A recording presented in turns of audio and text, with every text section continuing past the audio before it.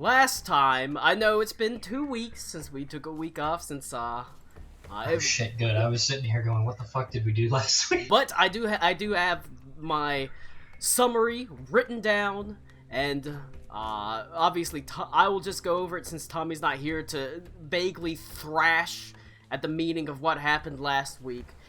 You fought the Kraken, didn't you? It was amongst the things that you did last time. Yeah, we fought the Kraken God. Hang on, it was a Kraken, It was right? the Kraken No, it was God. the Kraken God. But before that, you spent some time discussing exactly what question to ask Metamurph.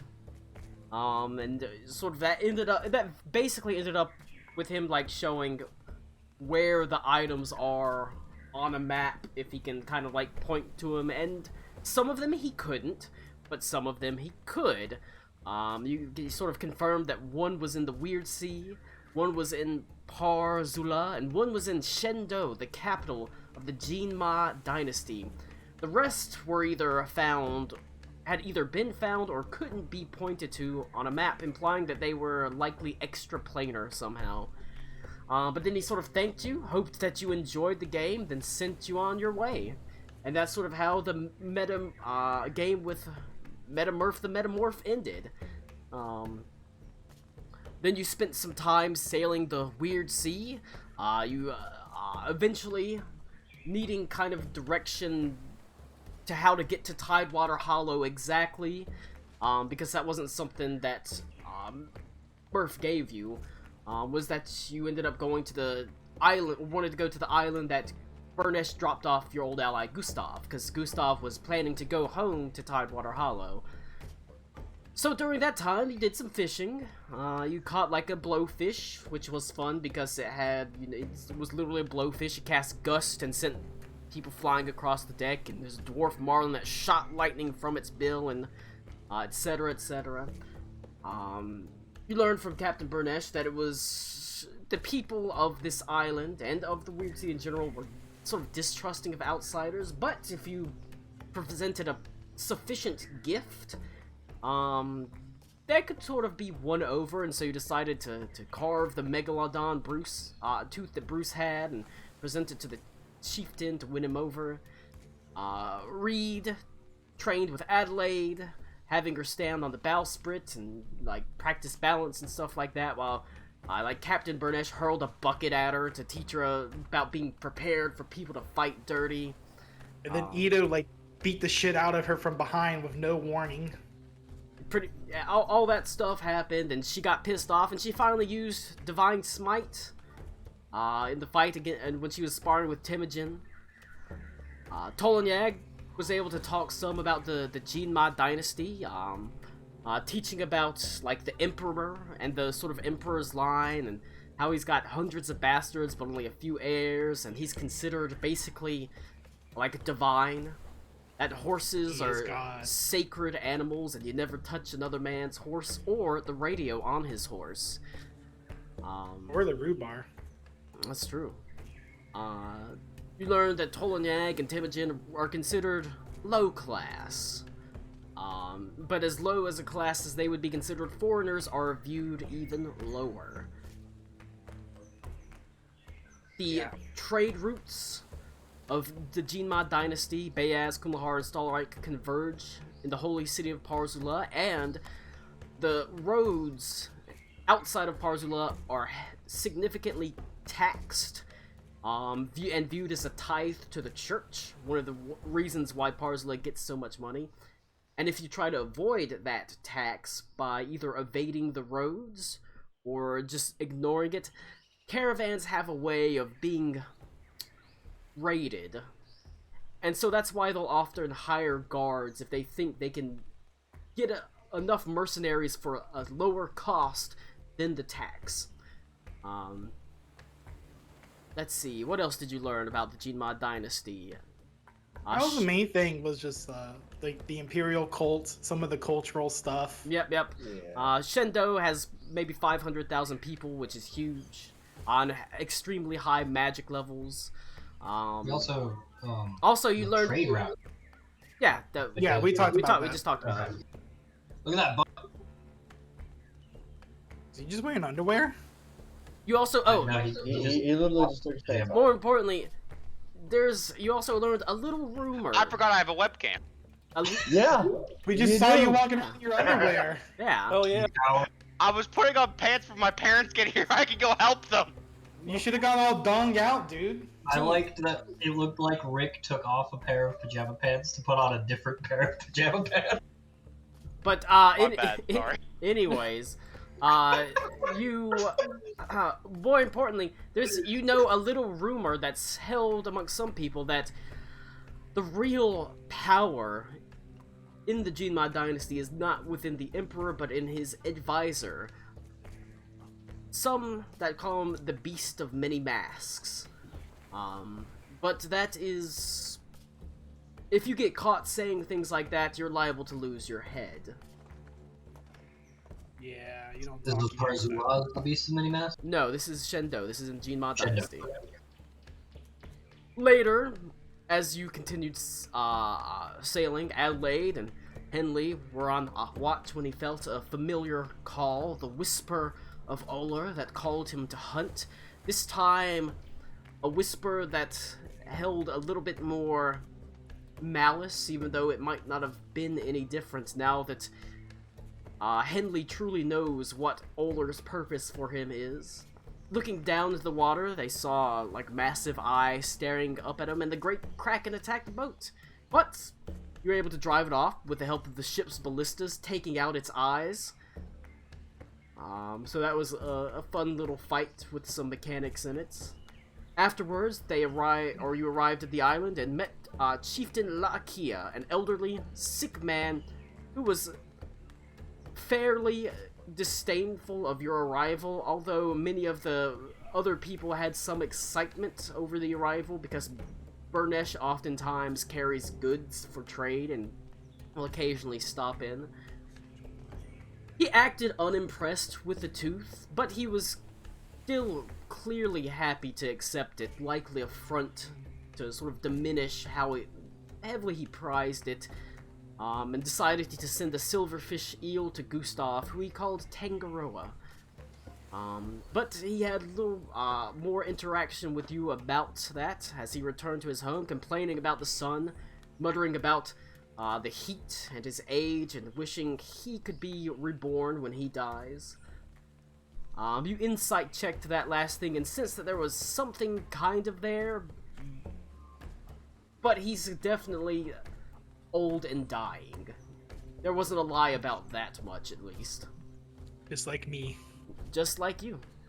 And that, my good friends, is all that happened last time. It was a pretty significant amount, realistically, that went down. And judging by this sweet new jungle music, that's why you're on a new island, which you get this sweet new jungle music. Is it Donkey Kong again?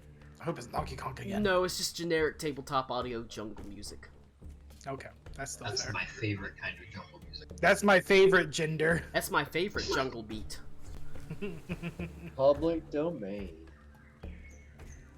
The island My itself... favorite jungle beat is rap music. Well, You can't say that, that's racist. you're It's canceled now. Pride Month, Rick. You can't say shit. It's like almost that. Juneteenth. Yeah, you can't say that until the 20th. He went. Now, Can't say that till the 20th. the island itself that you're on is fairly sizable, actually. Several miles across, a heavily forested interior. Burnesh's boat, the Iron Grove, sits just outside of it, sitting low in the water. You can see the deckhands furiously scrub the iron and the brass decks. The town members themselves, the residents of the island, are as friendly as their chieftain is unfriendly, many of them happily welcoming you. You spend a great deal of this first morning just kind of having to decline requests for people to have you in for meals or tea or drinks in their homes. So we've long rested at this point. Yeah. Since the Kraken fight. Yeah.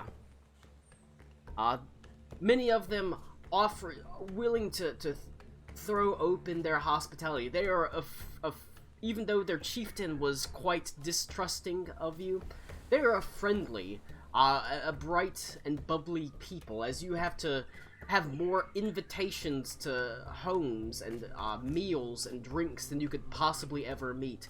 Captain Burnesh is not fazed by this at all, as he expected it. He turns them down with good grace, smiling at each one and saying, I'm afraid that I don't have quite enough time for that. I'd be more than happy to meet with all of you at a further time, but there's too many of you around here for me to meet all of you. He seems a little bit, he doesn't want to show any kind of favoritism to any one person, and so he tries to just avoid all, invitations, period. And instead, focuses on, getting his ship completely up to shape, waiting for this return message from Gustav, which there's unsure exactly how long it will take. It could be a matter of hours, or it could be days. It's hard to say. The island itself is rich in abundance, verdance. The town is centered close to the shore, but within the tree line, made of beautiful natural palm woods that have large sort of dried palm fronds over the top. Whenever you enter town, you see that there's a central fire that burns low, smoldering, filling the air with smoke, and the smell of something that resembles cooking fish. I mean, that's, you know, it smells like cooking fish. It's not the worst smell, but it does smell a little bit fishy. Judging by the circular array of buildings, you suspect there must be 300-400 people that live on this island, a pretty sizable population. Hey, that's more than I figured would be.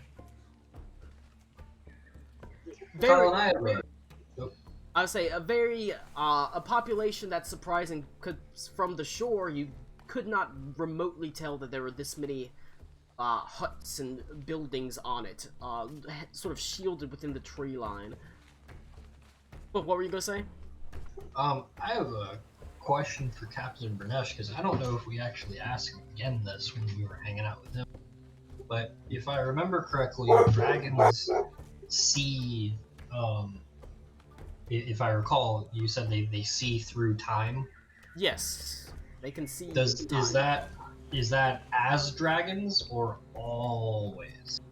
Like, if Burnesh is in his human form, does he continue to see that? You actually saw evidence of this. Whenever his eyes transform in human forms, the entire reason he can navigate the weird sea is because he can use that. That's right. That's right. You said that. That is how. Because he can see where the islands have been and where they're going to be, right? Yes, as well as the tides and the shifting currents and the winds. He can see all of that. Okay. Cool. Okay. Awesome. Which I thought was pretty interesting. No, I think that's really cool. It's very Legolas. What do your elf eyes see? I like it a lot. What do your dragon eyes see? They see a bitch as he turns and looks at you. Shit. Jesus. They're taking the faggots to Isengard. I would just. Wow. You can see, you know what, Beaver, you're like acting like a real Italian bassoon. Shut up. Damn, he called that man a Italian bassoon. He's an Italian bassoon. How long till he looks up what an Italian bassoon is? Oh, he dead. That man dead. All right. Give me a second. All right. Just casually and trying to look like he's not googling something. Furiously looks up bassoon in Italian. What angry, but I don't know why. How do you spell bassoon? Oh, Bassoon. There's two S's apparently. yeah. Yeah, that's what I said. Oh. That's why I said Bassoon. Yeah. I heard wrong. Stop being a Italian bassoon, you bitch. I like it. Alright. I like it. Adelaide is loving the attention, however. Oh no. She has gathered around her a group of maybe a half dozen of these natives, these villagers, and she's happily sort of accepting gifts of beads.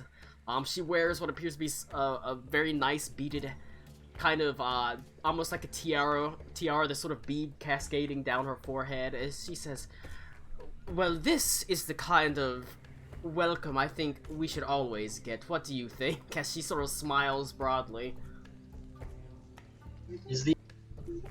I know the Empire isn't, like, recognized here, but, like, is it even acknowledged?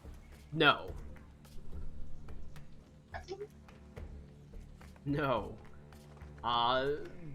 She's getting the treatment that you all can get, but instead of sort of being a little bit like, I don't know if I should do this, she's fully embracing it. As, she happily accepts their gifts, and she's, says, I'm afraid I can't have tea with all of you, but I would be more than willing to have tea with as many as possible. Do you have something a little bit stiffer than tea, however? You know, a few months ago she would have just said, alright, queue up. She kind of smiles and works the crowd. This train isn't gonna run itself! Within the town itself, like I said, it is quite small, quite concentrated, packed within the tree line. After a little while, your arrival is a little bit diminished. Obviously, people start going about their business, obviously turning their heads towards you, but you're eventually left to your own devices without anyone sort of telling you to, or begging for you to join them. There are a couple of warnings from some of the natives, however. They tell you, be careful if you go into the jungle for any reason. It can be quite dangerous. There are wild beasts and the like in there. What?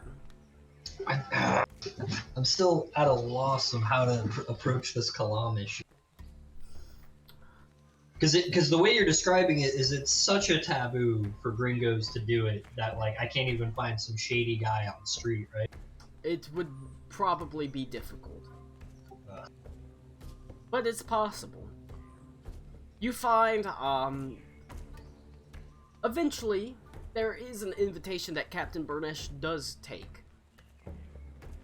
A silent ward of the chieftains, after things have died down, comes up to him and without saying a word just passes a note into his hand as he looks down at the old, sort of tattered piece of parchment and nods his head.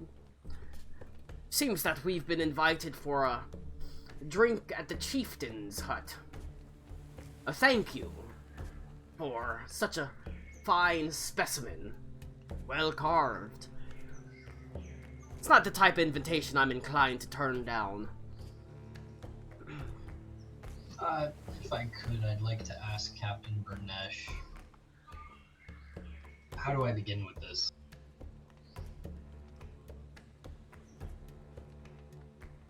Unfortunately, with my rank, I'm oftentimes just an outsider. If they won't deal with outsiders to give them the substance, how can I possibly get it?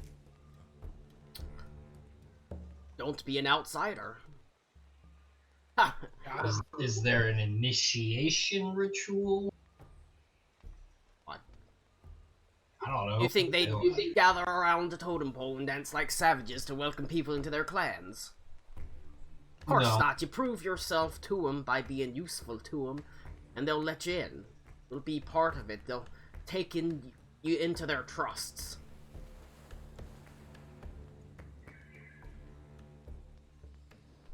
That's how you become part of something like this. You prove yourself useful to them. Right now, we're just a couple uppity outsiders might have a couple of interesting bits and bobbles, but they have little use for your coin. That's okay, I don't have much. Is there, looking around and dealing with the people and their invitations and stuff, is there anything I can see in the village that appears to be, like, lacking? Roll an investigation check.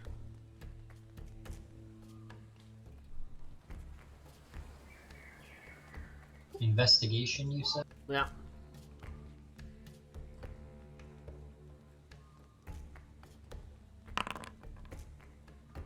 I got a 17. Why is everything always 60 degrees in the fucking tropical climate? It's like 90. Fuck it. Alright. I don't even see the temperature anymore. The... Oh, it's because I didn't have it full screen. Oh, it's because it's September. Do you remember? 21 nights in The- September.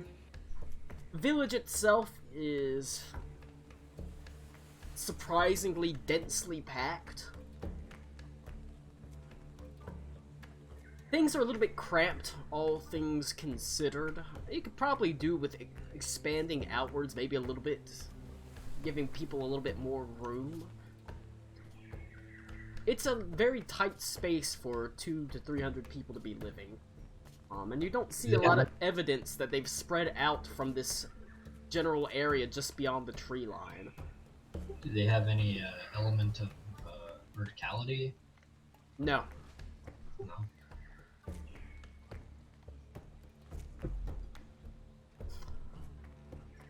Captain, Is the chieftain that we talked to like the chieftain? he Like is he's the chieftain of this town. He's the big dick. He's the big cheese of this town, although not. Town really the right word for it? It's a village. it's an I guess. atoll. It's a Well, I mean, settlement. you know, But I think an atoll is not an island. he's clearly the leader of this village. And so, but Captain Burnesh goes and he heads to what appears to be the largest of the huts, located close to the shore, away from the. Uh-huh. What? Are the huts made out of like? They're made out of palm wood and fronds. Okay, so basically like Bronze Age level tech, like Yes. thatch roofs. Okay. Yes. church cottages. This is much grander than the rest of the huts. Quite a bit larger. You can see several trunks from what appears to be a different tree, some sort of dark mahogany, act as columns that flank the doorway into this building. They've been intricately carved to resemble what appears to be a large sort of tentacle rising up and wrapping itself around the shell of a turtle. Inside, passing through the doorway, it's surprisingly dark, dimly lit with little more than like sort of the little like reed lamps that simply have like animal fat and reeds burning in it. This sort of smell of it clogging the air. In that main central room, Chieftain La'Akia has set up a small table. There is no flooring. It sits directly on basically sand covered in palm fronds. The table itself is made of the same dark mahogany wood. That seems to be something of a show of importance or status. This use of a different wood. The porcelain flatware on it sits slightly chipped. The actual cutlery and silverware are made out of polished wood. But he has something of a fair feast arrayed before you. a bounty of the sea. All sorts of fish, quite a few cephalopods. You can see a octopus still alive, sort of slowly writhing around in a large, basically Brace for tureen. Yeah, he pulls out. He pulls up the chilled monkey brains.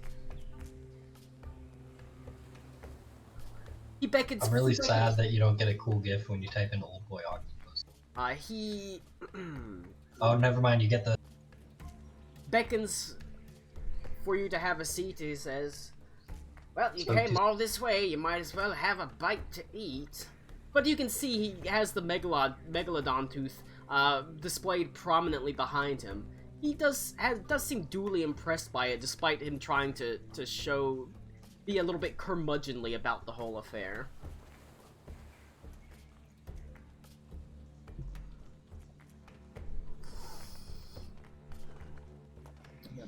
Captain Burnish walks to the side of the table and sits down next to it. He kind of motions for all of you to do the same. You look back, Ito, to see if Adelaide is with you, and she is not. But you can still hear her voice faintly floating above the sound of the distant waves. I would actually kind of double back and like get her attention. She's eating up this attention. I would kind of interject and get close enough to cast her a message, and I'll just say, hey, I get that there's no war here, but you are at war. If you could please bring your entourage in with the rest of us, that Roll a persuasion check.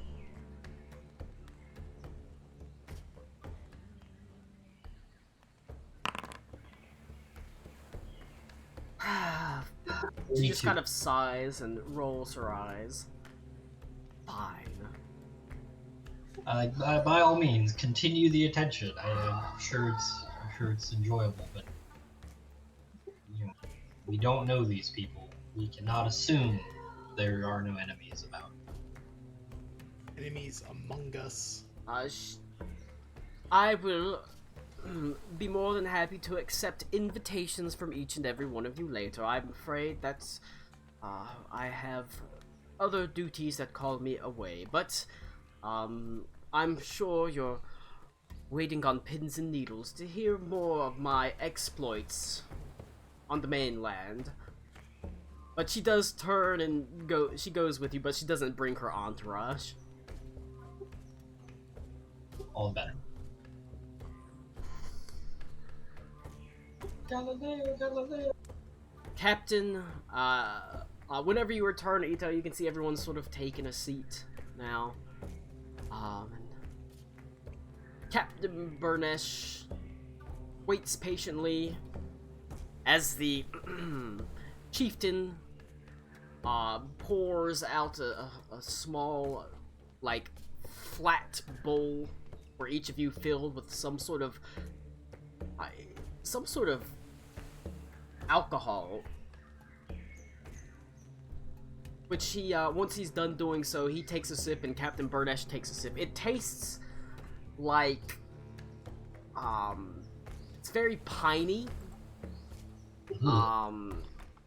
It's like it almost tastes like some sort of pine wine. It's weird. You're not selling me on this. And it is Okay. strong. So like vegetal flavors. Sure. Okay. I said, like Okay. pine. It tastes a bit like pine needles almost. Ichigo makes this exact face like, Not any worse than my wine, my vinegar. It's not vinegar. Was that the secret all along, Colin? I just have to become a vinegar salesman? Yes. Damn. Now then, the vinegar all tastes like wine. Piece of cake. No! All right.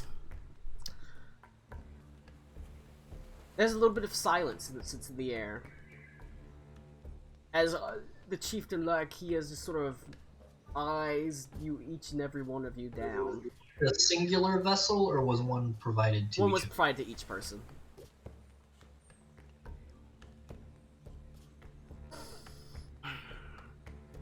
Well, eat.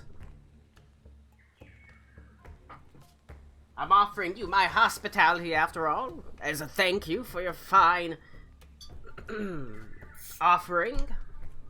Oh, Lark, I have an idea, but I would take my holy symbol off and kind of place it on the table between me and the chieftain. Just like I'm taking it off, or what? Because I don't want to get it like Yeah. messy, but I'm just gonna kind of make sure that he can see it, You. see if there's any reaction. Roll an insight check. 21.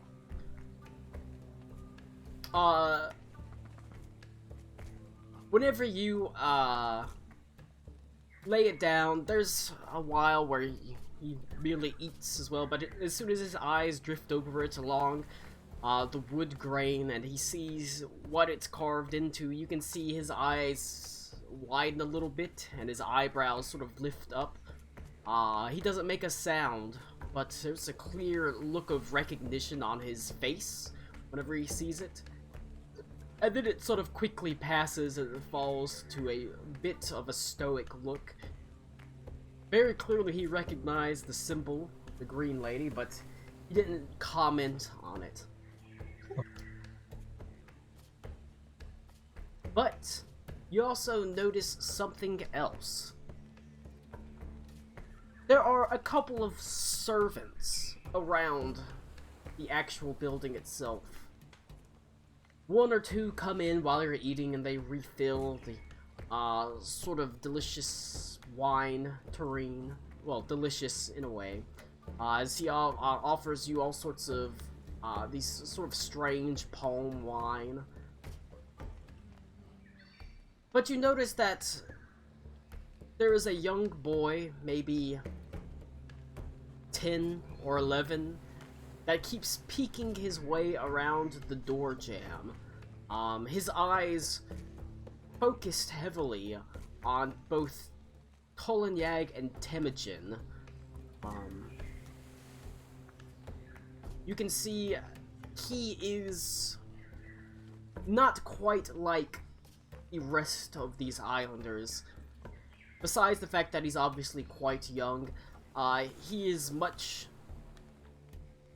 sort of fairer of skin. His hair is sort of instead of being a array of browns, it's almost sort of silken black. He keeps eyeing the two of them, but he doesn't say anything. Anytime you sort of look over at him as if he's caught your attention, he sort of darts back behind the door jamb. And he's looking at the two, Cody and Tommy. Yep.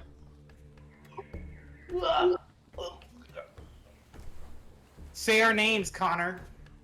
I don't know which one's which. Say our names together. It's You're Tolinyag and Temujin, right? is it Temujin? Temujin. Like Timothy, but with a Jen.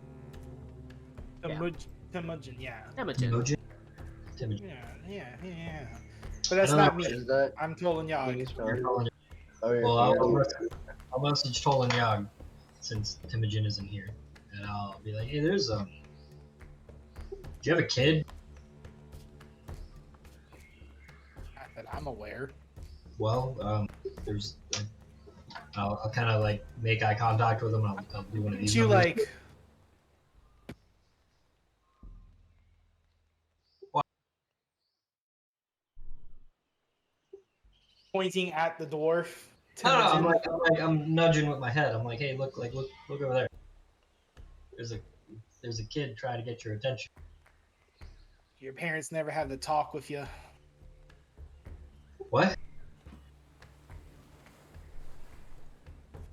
Have your parents never had the talk with you? My parents are dead. I can tell. You're stupid. You know. No, I don't know the kid. What's he want? He seems to know you. I don't- mean, Just by glancing at him, Keep does an he eye out look for like foreigners. he's from? Does he look like he's from? You know, he said specifically he didn't quite look native. Okay. Now, Right. I'm asking Oh, Colin. did I hear that wrong? I'm asking Colin. Does he look like he could be from? Does he look like a bitch? Yeah. Does he look like a bitch? Does he look like he could be from the Stahlreich map? Rolling Changing Gene to Mod rolling the Gene Mod Dynasty. roll, Are roll you asking if he a appears yellow? investigation check. Oh my god. I don't think I have that skill at all. That's a 14. pretty Holy good, though. shit. Look at that 0. Does Jesus he? Christ. He. You look at him and you immediately recognize. Yes, there are definitely features of someone, members of the Gene Mod Dynasty in him, but also features of these nativers as well. His skin is a little bit darker than yours, to be sure. Oh my god, Um, racial profiling. Yes. Likely, as far as you can tell, a child of someone from the Gene Mod Dynasty in one of these natives. Are children not allowed? Were children not allowed in the ceremony at a dinner? I mean, obviously not. Oh, I was asking Cody. I mean, I'm not from here. I don't know.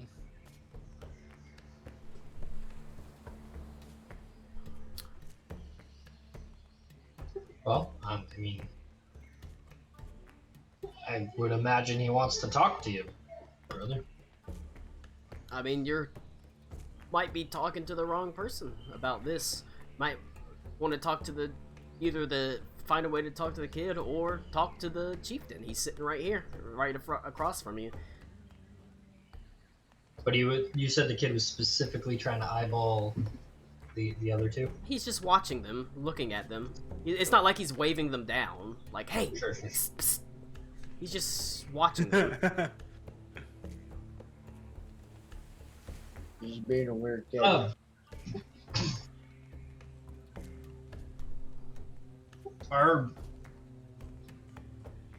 I'll ask the chieftain if would you say that most of your populace are, because it seems divided, are from here or arrive here and stay?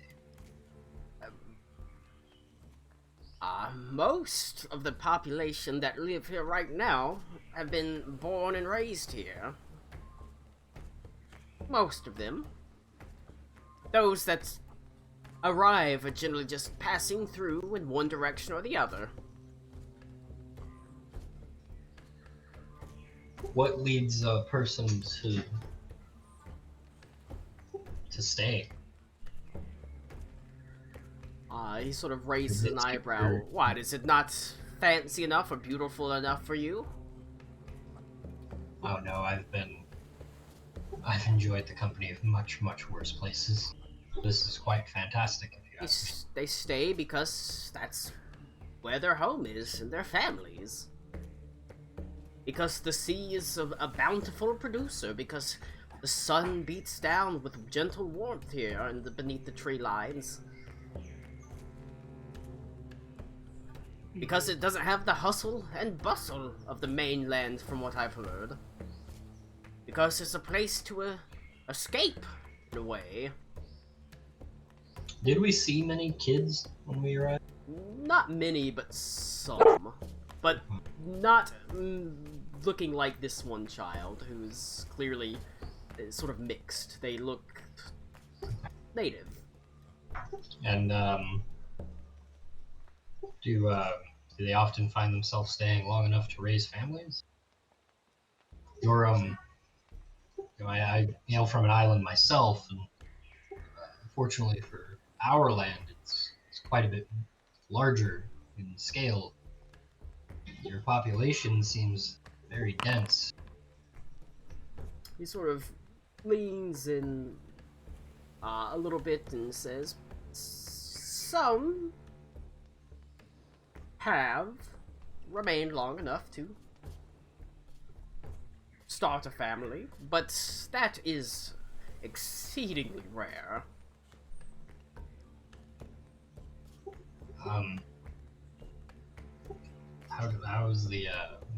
How's the food supply and the population maintained? We fish. We grow sweet roots just outside. But the footprint. Colin, you said this is out of character. You said the island is like dense, like it's It's bursting, huge right? and it's dense, and they're located on a very sort of small portion of it. Have you considered expanding outward?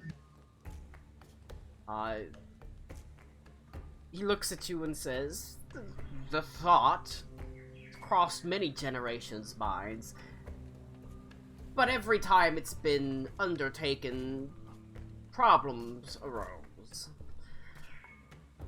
The wilds of the center of the island are not a safe place to tread, let alone try to erect any sort of buildings."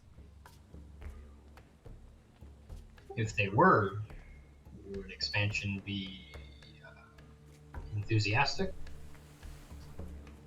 I suppose if the population supported it, but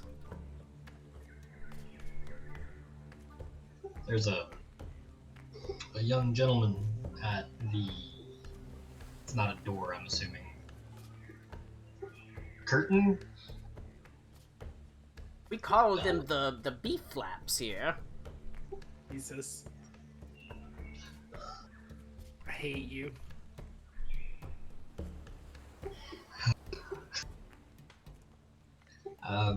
He Way. seems to want to attend.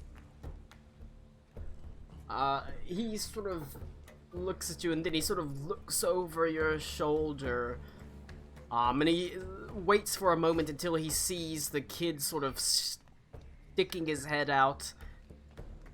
"Boy! Batu! Stop hiding behind that doorway and step into the light." As initially the kid sort of darts backwards, terrified that he's been caught, but then he, at another urging, as like he says, "Boy, I said, come out!" Slowly steps out. He's a young, sort of awkward looking kid in that weird sort of time in your life where you're really starting to shoot up. 11, 12, 13. Very, No, gangly. very lanky, very gangly, and already, now that he's not sort of crouching behind the doorway, tall. Long-legged compared to the rest of the natives. That, friends, is one of my pages. Batu. Batu? Batu.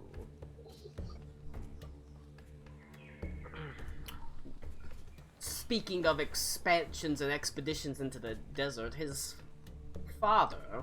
I'm sorry, the desert? I mean, the jungle. Okay. His father was not from here and decided he had exciting dreams, much like you spoke of heading into the jungle.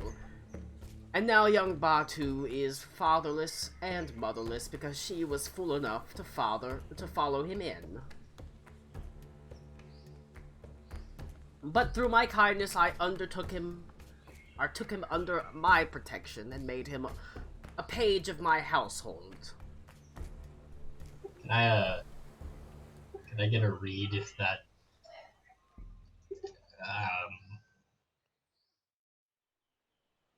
if that was a desirable outcome? I mean, you can try to insight check it if he's lying about anything, but whether that's desirable or not, he's not. He's not like, malnourished. Does he sneer when he's saying it? No, the kid's doesn't look like he's malnourished. Looks like he's been mistreated. he doesn't say that. The only sort of disdain he speaks with it in that sentence is talking about his mother and father in getting themselves killed is the only real disdain he has. He doesn't have any disdain about taking the child in. Killed him. Do we know, like, specifically? One of the great cats, perhaps? One of the bushmen that lives within the heart of it, the jungles? Your guess is as good as mine.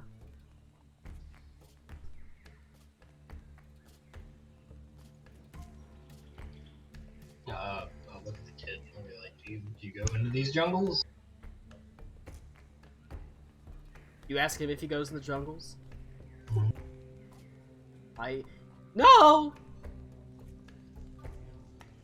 That's where Dad died. His voice sounds familiar. I don't like it. Oh no. Oh no. He's back. I mean, No! it could be worse. It could be significantly worse. Did he? Dad looked like you. As he sort of points at, you, Temujin, and, or I guess you, Tolonyak, because Tommy's not here. And also Temujin's a dwarf. Well, you know. Takes that for his mother.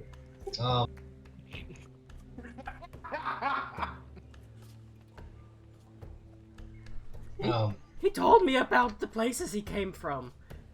He said there was great seas of grass instead of water.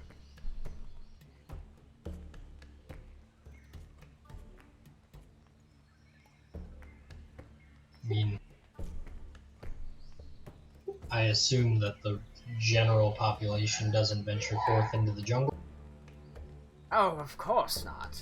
It'd be foolish to do so. We're perfectly fine here with our own little area carved out in the bounty of the ocean to keep us fed.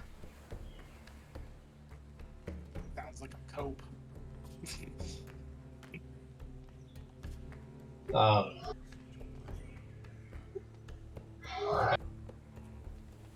What was that?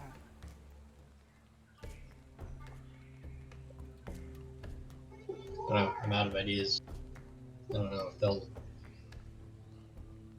I mean, we could go into the jungle for them, but it doesn't seem like they would actually appreciate it.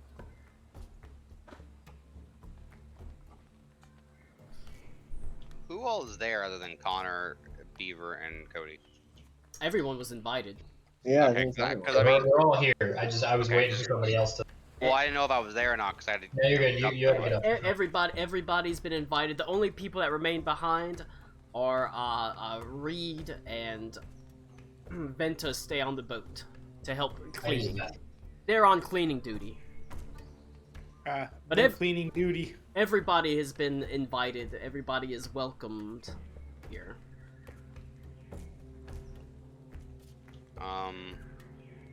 He wants us to go, and they want us to go out there. We are presumed they want us to go into the forest to try to find what killed his parents. It's not something that's been explicitly asked, but you've learned that there is. No, but that's what Connor's getting at, correct? I don't know what Connor's getting at, honestly. Yeah, I think he wants to find the kid's parents in order to curry favor with the town. I mean, Did we even need to do that? I think he's just like, they Hard seem to kind of call hostile right now. towards us to an extent. No, Colin said that everyone but the leader. Was Pretty the kind. leader was Yes, pretty but still. hostile, but everybody once you came in was smiles for the most part. All smiles.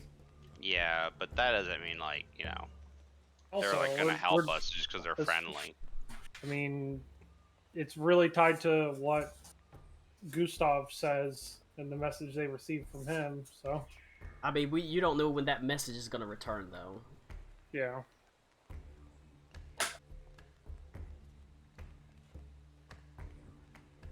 I mean, if there's some good in helping these people out by going into the forest, 'cause I mean, if we can make it so other people don't go disappearing, it's probably worth investigating. Especially because some of us are just good at jungle shit.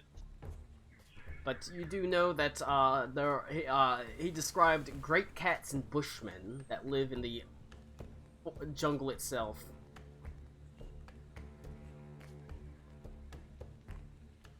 Colin, can I discern what kind of jungle cats would live out here?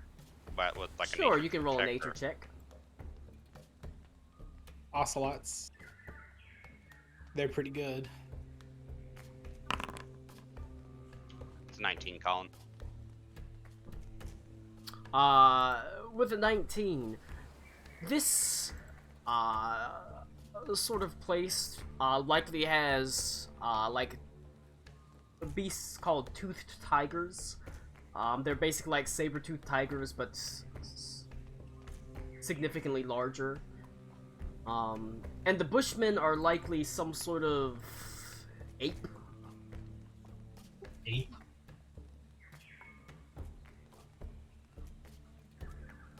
So they're animals, not like native people, not indigenous people. As far as you know, probably animals.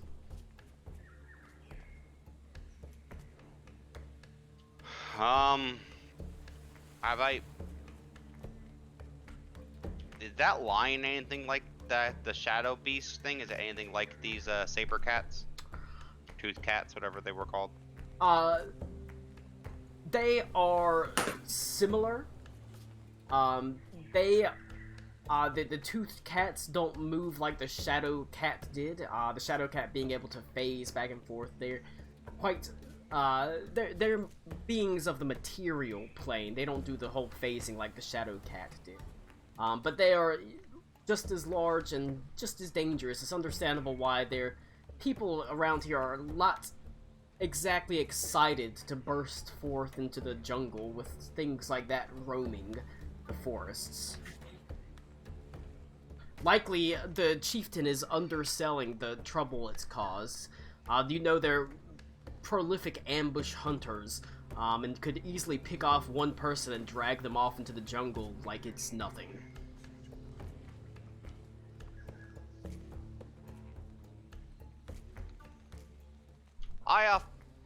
As a hunter, I offer the chieftain some help with this if he would let me. I assume if you're opposed to me helping, I won't intrude. But I do have some experience in hunting large cats.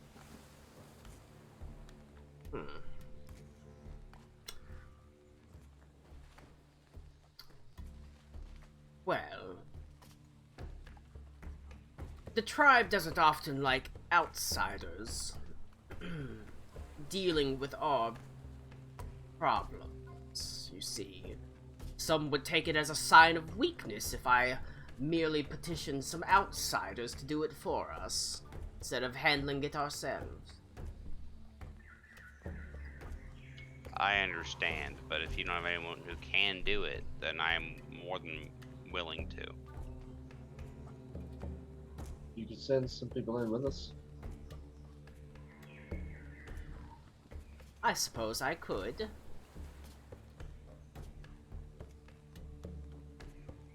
Young Batu, as he turns his head to the kid, has often sought to go into the jungle and hopefully find what remained of his father, mother, and, of course, the beloved horse that his father had with him. And so, I will allow you, with Batu, to go into this jungle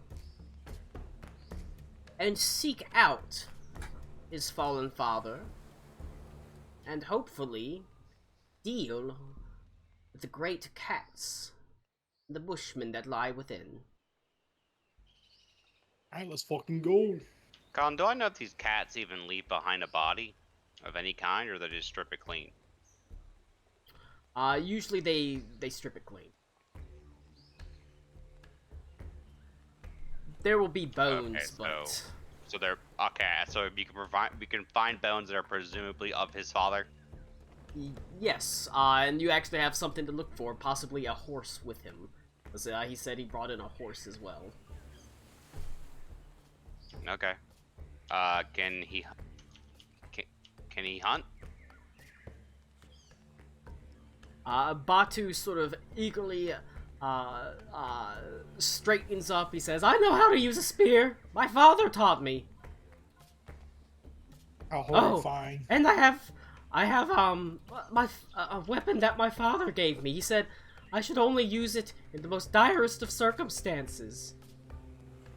What did he give you? It's a gun. A what? A gun. A firearm. I like I what don't know I what that have. Point at the rifle Oh. slung on my back, like what I have. Dad said he had used it whenever he was a soldier."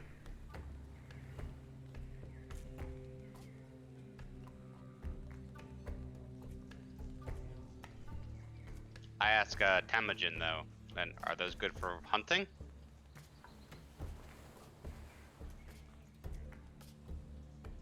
He's not here.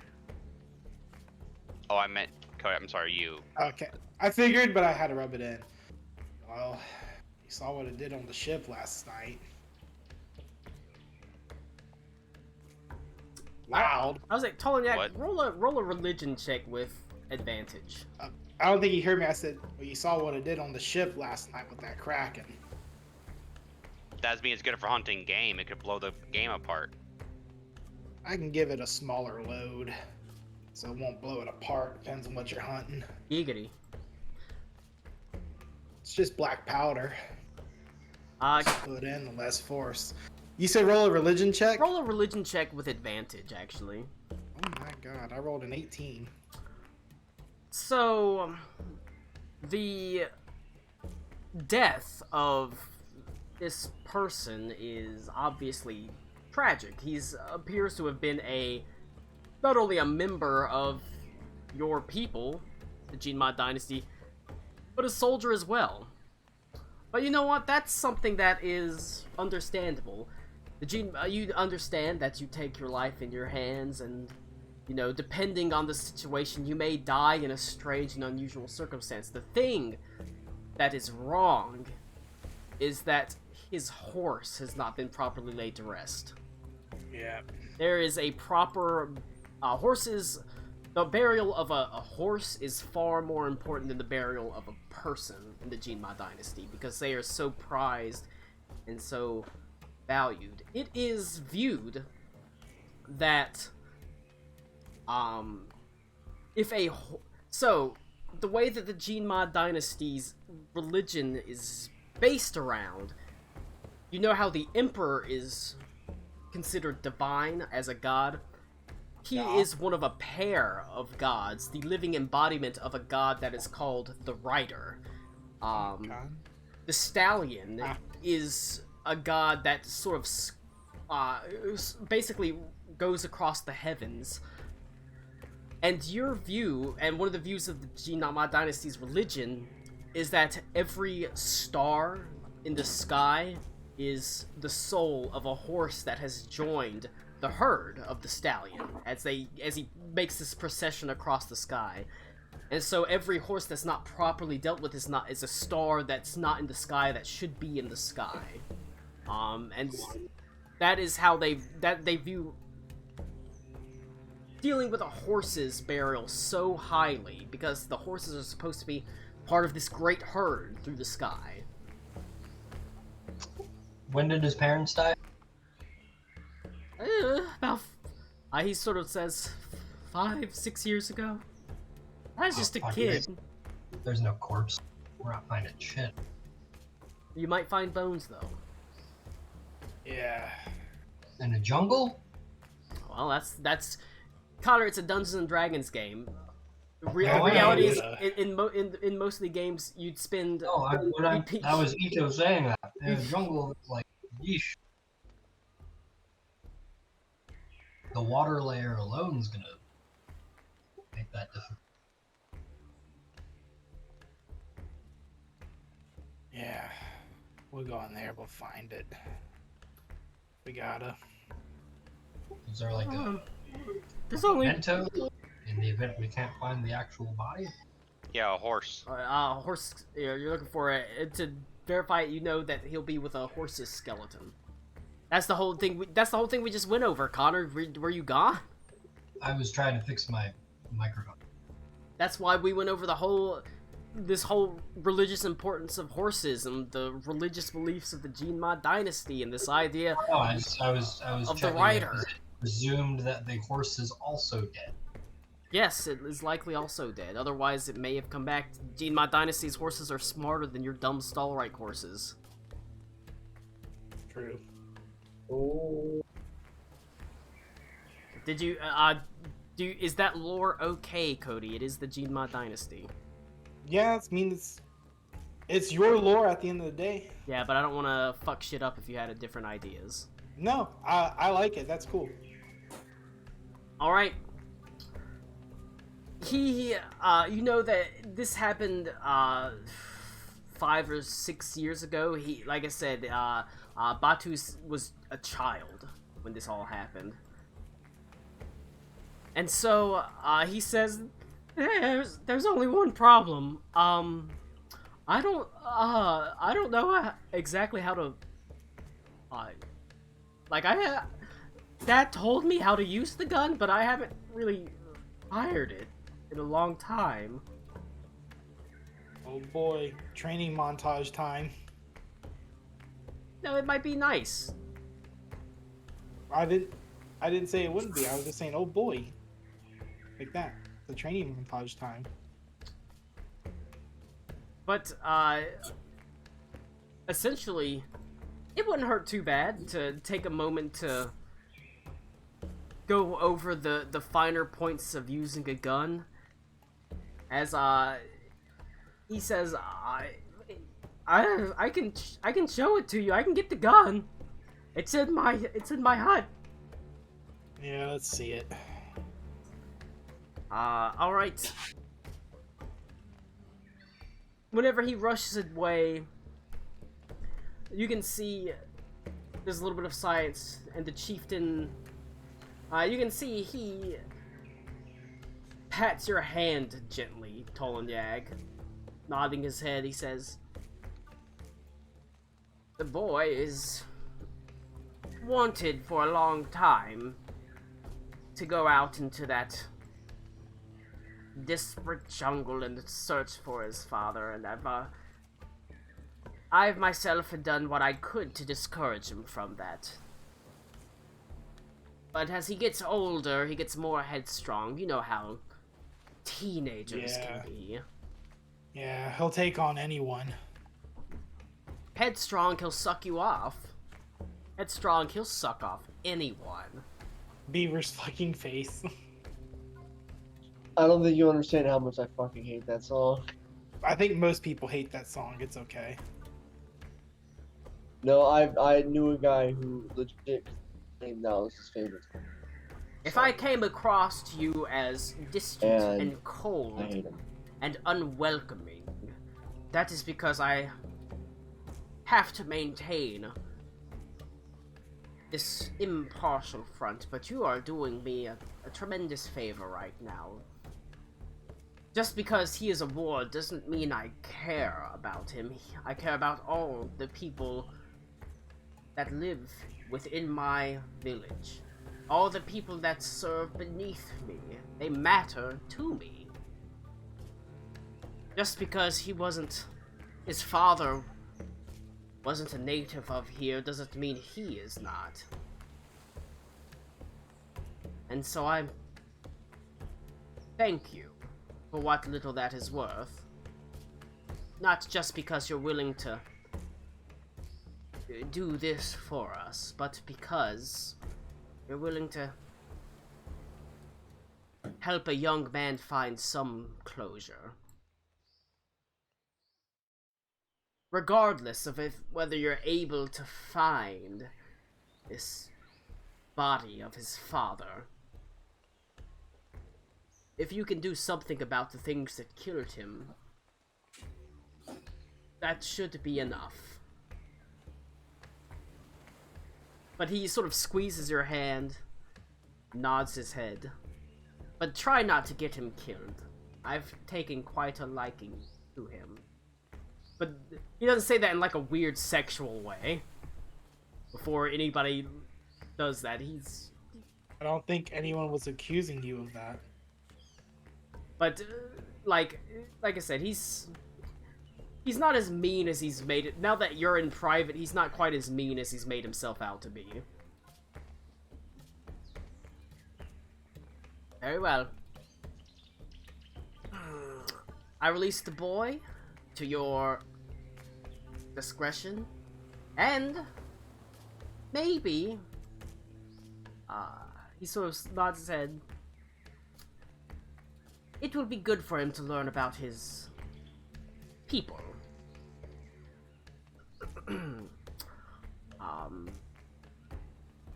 Is this guy saying that in like a particularly dismissive fashion? Like No, people from no. the Gene Mob? No, he literally just, like I said, he just said that whole sort of curmudgeonly angry thing. Now that you're in private, it's more of a front. Interesting. He wants to seem sort of strong and a little bit harsh on the outside, at least publicly. Like he's not sort of, he's very sort of no nonsense. Like he's not necessarily trusting outsiders.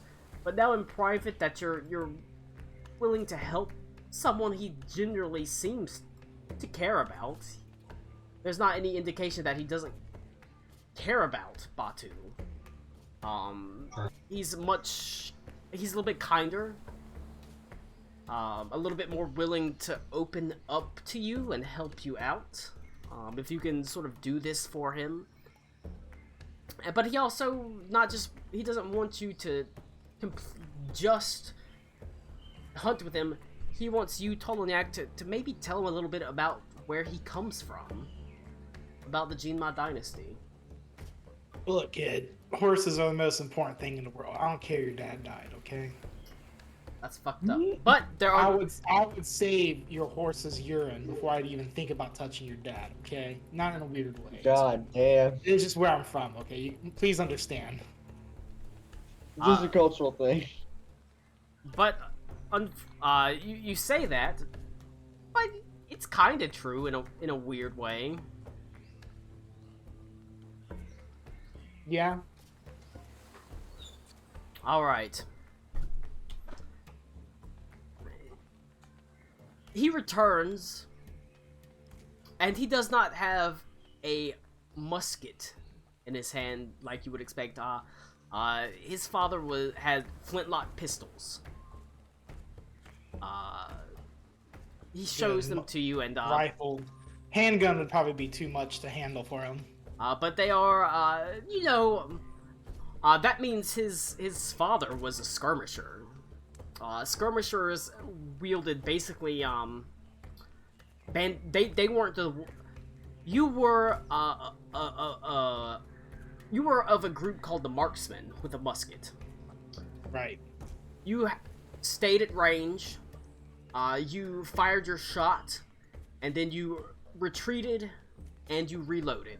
The skirmishers had many, basically, pistols that they fired off. They would have anywhere between 2 to entire bandoliers across their chest that they would fire off in close range, and then they would get stuck in. They were essentially the armored heavy infantry. They had their single shot guns, but once those were gone, they would basically discard them, and they would generally pull a weapon, usually a spear or a lance, or like a short spear, essentially. Yep. And so they were the skirmishers. So his father was a skirmisher, basically, because he wields a spear, he has flintlock pistols. What a based man.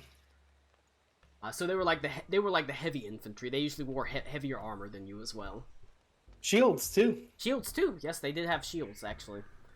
I don't want to throw too much Jinma Dynasty stuff at you though. That's fair. He shows them, and he says, "Are these okay?" Do they look fine? Are they in Roll good condition? roll a. Do you have any tools? Proficiencies.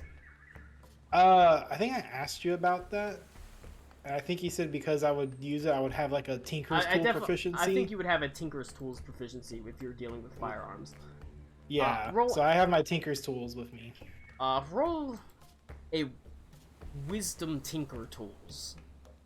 So is that just a wisdom check? Wisdom plus proficiency, because you're proficient with tinker tools. I don't know how to add proficiency with that, so I'll just manually roll That- it. So that's plus 2 plus. What was my proficiency? 5. Should be 5, Yeah, yeah. that's a 24. Nice. These. Yep, they're guns. These flintlock pistols have sat probably in a chest for too long. Uh-oh. They need to be cleaned. They need to be checked. Prestidigitation the dust off of these. That does actually help a lot. It does. That in fact, I'll even say the prestidigitation handles the cleaning. So you just need Tolanag, you just sort of check them to make sure there's not any sort of thin parts of the barrel, there's not any cracks in the wood. And for the most part, yeah, these were definitely pistols that were standard issued to members of the army, members of the military, skirmishers. You're actually surprised because he only has 2 of them. Usually skirmishers had a brace of 5, but maybe his father took 3 with him and left 2 with his son just in case something happened. You don't know. Yeah. But he only has 2. Through whatever reason, he only has 2 of them now. But they mostly just sat in probably a chest or some sort of storage place. Got dusty, but they're in tip-top working condition, as far as you can tell. All right. You ever loaded it? Ever shot it? I mean, yeah. When I was younger. Did You you were- shot out? A young boy? Yeah, my father took me into the city to see a Did marching you see the band. marching band? I will admit it hasn't been loaded since I was a child, but I mean, I know how to. I'm waiting for this You can kid to just like Oh boy, Frank Castle it, just dismantles it, cleans it, puts it back together. He start- loads. I just rolled a check to see whenever he tries to load the gun. As he picks up the gun, you can see in his weird, sort of awkward, gangly phase, phase of his life, like I said, 11, 12, 13, just hitting that growth spurt. As he picks up the gun, the first thing you can see he does is you almost see a question on his face where he wonders if it's already loaded, and he looks down the barrel. Like I said, he rolled awful on his check to reload it. He completely botches it. I was really hoping he just shoots himself right here in the Well, that ends that quest. He Well, yeah, fucking quest completed appears on the fucking screen. he just completely botches it. Totally So he bad. Connors it. Okay, I get you now. It is Hey, now. one of the not just one of the foundations. You don't look down the damn barrel, whether you know it's Unless you loaded or want to be not. dead. What I just kind of look at. I take the flintlock from him, and I say, "Do you check to see if a spear is sharp by stabbing it into your chest?" Don't shoot. Well, he takes a spear and stabs himself in the chest. But he says, "Well, no. I mean, Don't point a deadly weapon into your face when it can blow up on you. It's just gunmanship Are these- 101, boy. We got a Are lot these to learn. smoothbore muskets? Are they rifle? they're smoothbore. It's Okay, so he we're has talking- flintlock pistols. He has smoothbore flintlock pistols. Yikes. Okay. Like I said, this is primitive firearm technologies. What I have is pretty advanced comparatively it's- because it's been passed down for a long time and tinkered with over years. Magically so, enhanced and things like that. Yeah. But that This would be basically what the average soldier would have had. Cody's weapon is an exception. It's an exceptional weapon. It's an exception for the rules that I can attack multiple times a turn. Yeah. But his is what you would standardly expect. It's a simple flintlock weapon. There was a point where it was even like matchlock weapons, but we'll go with flintlocks. Flintlock's just easier. It's just easier. But you look out the window of the chieftain's hut, and you can see it's getting late in the day. You probably don't want to be setting off into the jungle at night. And so, Tolonag, you have a night to sort of make sure he's got the basics. That his marksmanship is okay. That he's comfortable with reloading the weapon. And certainly not fucking looking down the damn barrel, that's for sure. It takes practice to be able to shoot and then reload it, get it ready before anyone else gets close to you. It takes lots of practice, especially with only two. What's the mechanic with the guns? Is it shoot and then reload and then shoot the turn after? I have the gunner feat, which means I can ignore the loading property. It is, it is shoot, then an action to reload, then shoot. They have guns generally have a larger high end range, but they also have... But they can fail too, right? The way I'm using the Valdas, they can misfire, but the Valdas, they have a higher end range, like, they can do like 2d8 damage, but they don't add their dexterity unless you take certain feats or bonuses. Okay. Which I don't have, apparently, so... I think it's for the gunner subclass. It's for the actual gunner subclass. Yeah. If you want to take that, you can. If you want to amend that character, but it's just easier for me to have it. Yeah, I ended up going with the Valdas instead of Exandria's weapons. If he didn't do that, I would easily be doing 140 damage a turn on one guy. So it's probably smart that you did. Yeah, the Exandrian gunslinger or gun rules are really good for a Matt Mercer campaign. You're a Matt Mercer campaign. Unfortunately, Gustav's message does not arrive. Like I said, it was sent on the message was sent on an actual, like, silver scale eel. Like I said, he picked it up and whispered it into the silver scale eel's ear and put it in the water. So it's understandable that it may take some time for that to arrive. And thus you can do side quests to do character growth and gain other things. I really wish I don't know. Lou was here, since he's a Kensai monk. He could learn another exotic weapon thing to take.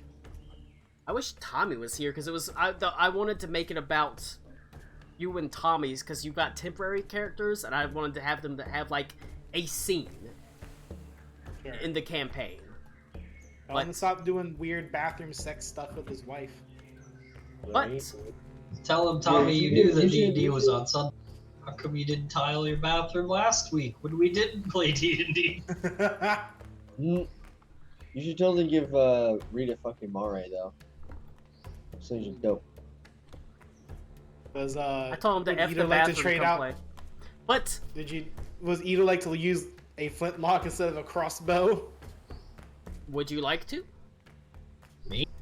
It's a good time You're to now learn. you're now encountering people that are offering firearm proficiencies. But you said it doesn't add my dex, right? It does not add your dex, yeah. But it has it has like a higher damage dice than like a hand crossbow. Or if you were using like a heavy crossbow, as a higher damage dice than a heavy crossbow, but it doesn't add the proficiency. So it has potentially a higher end damage cap, but you don't have, it's not as consistent because it can also roll to the lower end unless you invested in some sort of feature that lets you add your dexterity to it. I will think about it. They are a little bit inaccurate, but for the ranges we generally play on, it's kind of insignificant because we don't usually go across to like really long ranges of like you're fighting someone at 300 feet. We don't generally play like that, so it doesn't really matter. But you can think about it. Like I said, you're encountering people. In fact, any exotic weapon, now that, like I said, you recruited Basilicus Stouthammer, who sells and is proficient in exotic weapons, you can start learning an exotic weapon from him. That was the point of him coming on the boat. Interesting. But the whole point of recruiting him is it gives you the opportunity to learn an exotic weapon. However, unfortunately, you are not currently in contact with your boat. Let me double check firearms. I'll be right back. I just want to see a flintlock does 2d6 damage, and that's just the hand pistol. So Interesting. Okay. I think my the musket does 2d8, yeah. and it has a good range. I mean, I can 83. ignore long range. Yeah, so he can shoot to 320 with no penalty at all.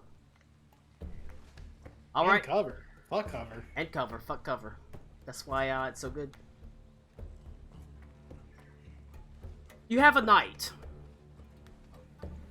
Whenever you Batu takes you to his small tent just outside the chieftain's tent, Tolandag, you are surprised by the bounty of powder and shot that he has. And something else.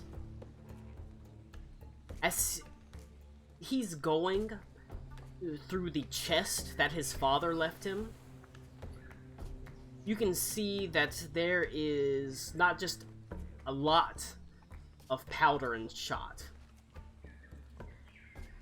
He picks up a small pendant, like a medallion of sorts, a rank insignia.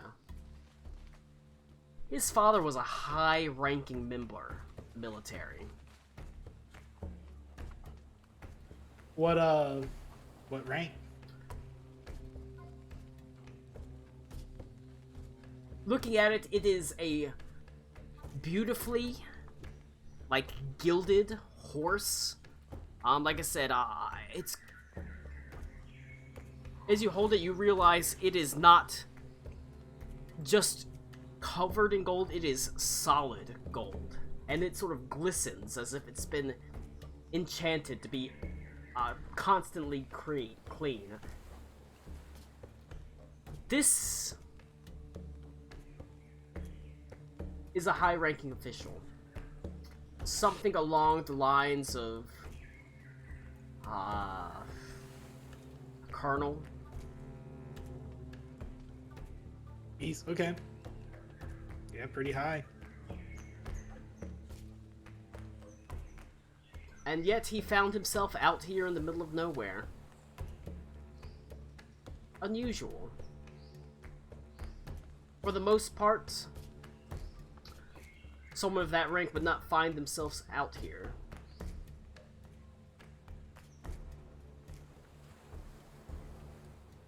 Something weird. I gotta keep that. Something unusual.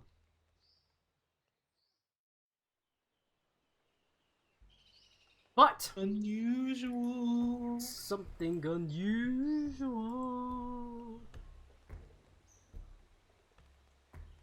But other than that, you spend the night. The villages relative quiet is every now and then pierced by the sound of a gunshot. As you make sure he's well aware of exactly how to use a firearm. And he has... let me fire off the first shot to see how he does. He's been... As a child, he was trained, but he's definitely rusty. The first shot he fires off disappears into the darkness of the jungle as he completely whiffs the target. Pull too hard to the right. Keep it steady. I like the idea of Tolan Yag doing the Arnold Schwarzenegger flip with his blunderbuss flintlock. That would probably See how actually it's break done, an kid? arm. No, I just like the idea of Tolan Yag kind of almost feeling into a surrogate father role. I'm trying to give Cody's character some depths besides he's a guy that you met on a fucking boat. Well, I mean, Yeah, we already Karakwa, got one. we can't save Karakwa, so Rocco's fucking unsavable. He's fucking dead. I wanted to give that to Tommy too, but now he's not fucking here, the little baby back he's bitch. laying pipe, which is a euphemism. Yeah, he's laying pipe.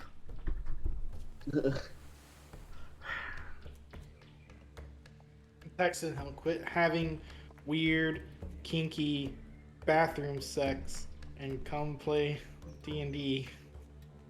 Look at As the you're Quit topic. giving your wife the, quit giving your As you're doing this, Tolanag, the ceramic serenade. this actually comes. This probably comes pretty Porcelain power bomb. comfortably to you. A father teaches his son how to shoot and how to ride. Your father would have done this to you. Yeah.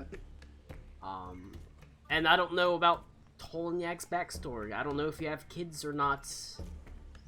But, Fun fact, neither does Cody. well, that's the fucking point, Connor. That's the fucking point, is to get him to think about this shit. Even though they're minor characters, they don't have to fucking be that minor. It's almost like I put effort into this, Connor. He's get fucking called out, doofus. And soon you find yourself in a comfortable rapport with Batu as you spend a few hours late into the night just practicing these shots. He's got plenty of powder and shots, so you don't have to worry about, you know, oh man, I don't know if I can keep teaching him because we might run out of powder and shots. He's got plenty for this. Sure. And as the moon rises high into the sky, eventually you do retire, especially after a couple of the other villagers complain about the noise. Shove off. The We HOA won't is bother out. you. You want your problem solved or not? You want it solved? Leave us alone. Roll an intimidation check. Alright, let's go. So I think I get to add. Oh no, it's only persuasion. I don't think I do have intimidation. Can I take the advantage roll on that one instead? I'll allow it because Batu fires a shot at the guy. Not trying to hit him, but over his head. Jesus Christ. No. Well, No. I didn't point it at him. Remember how that shot went wide and you were trying to hit it? What if it went wide when you weren't trying to hit him? Having doubts. That's true, I guess. A teaching moment. But even with Jize. but it does give you the Apologize to the asshole villager right now. I'm sorry, I didn't mean to I wasn't going to shoot you, but I didn't mean to scare you that bad. Good, now fuck off. Leave us Call alone. an We're training. asshole. But that's enough that as the villager sort of scampers away, and it's enough that most of the villagers leave you the fuck alone. Even despite Jesus the fact Christ. that they are not happy about the sound of the gunshots just firing off and throughout the night. By the time you're done, you know what? He's not a bad shot. He, like I said, the training he had as a young child comes back to him, and he's certainly not the crack shot you are, by any means, but he's able to hit the broadside of a barn at least. He could probably hit a fairly sizable target, which if these sort of fanged tooth cats are as big and deadly as you expect them to be, that should be enough, honestly, you know? They gotta be pretty sizable to just drag people off into the night, and drag people away.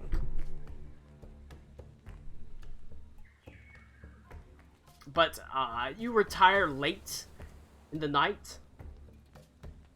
Eventually, you wake up fairly late in the day, ready to set out into the heart of the jungle to deal with the bushmen, the fanged cats, and to hopefully find I cannot help but feel that Bushman is a slur.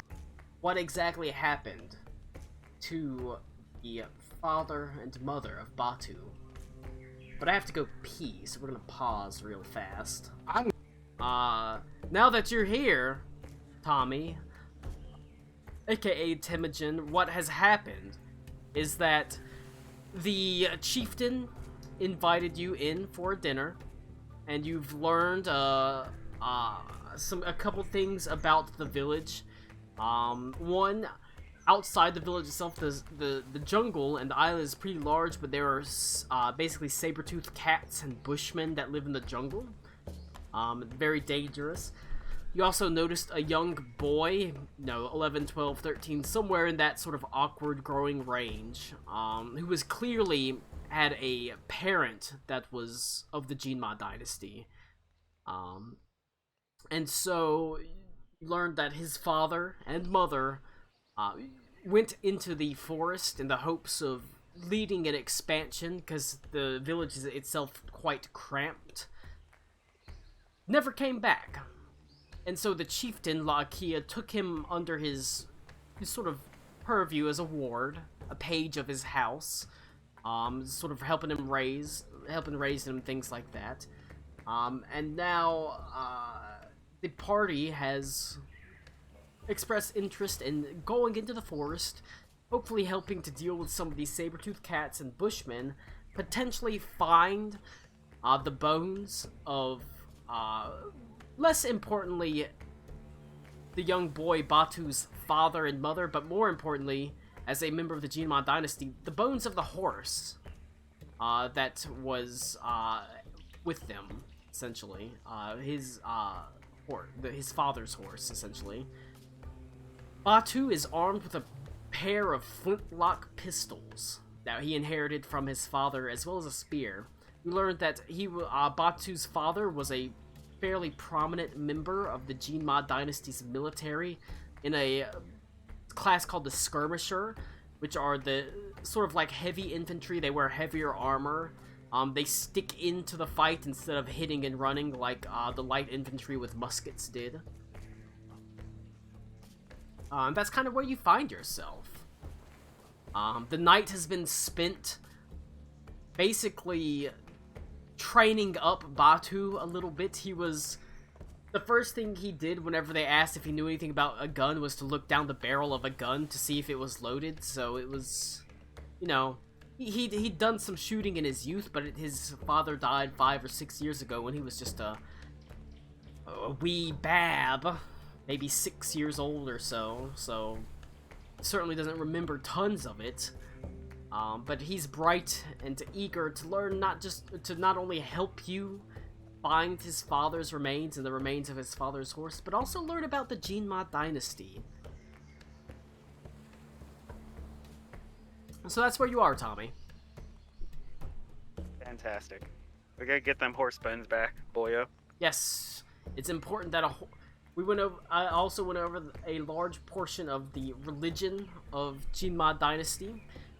Specifically, that it's less important that the dad's bones be buried correctly than the horse's bones be correctly. Because if the horse is not buried correctly, it doesn't become part of the herd in the sky. Because the Jinma dynasty believes that every star in the sky is the soul of a horse. Whenever you bury the horse, a new star forms in the sky and it joins the stallion's herd, essentially. Do they believe that the sun is also a horse? Not as far as you know.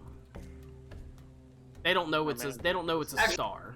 I guess it just made me realize, like, is it just a singular star system in this?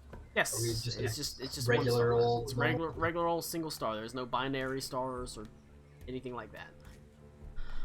But that's what they believe. Colin Yang beat the boy up for looking down the barrel there. He did. It's There like was much shade. you don't do that. You don't do that. Cody, would you say you were more disappointed when he did that, or when he shot at a guy? Both. Oh yeah, he also The exact phrasing I used was, "You wouldn't check to see if the spear is sharp by stabbing it into your chest." Only if you were a man. he also shot at a guy to try to intimidate him, which is not a good thing. Even though he did intentionally like aim off into the sky, it's like you don't do that. Yo, did y'all see the one where the 12-year-old robbed a gas station by popping one off the roof? Good for Or him. no, I'm sorry, into the ceiling. It's this kid. What So gas great- station? Great digress there, I buddy. don't know. All right. Was it in the deep south? Because that ain't gonna fly. I think it was Michigan. That might fly.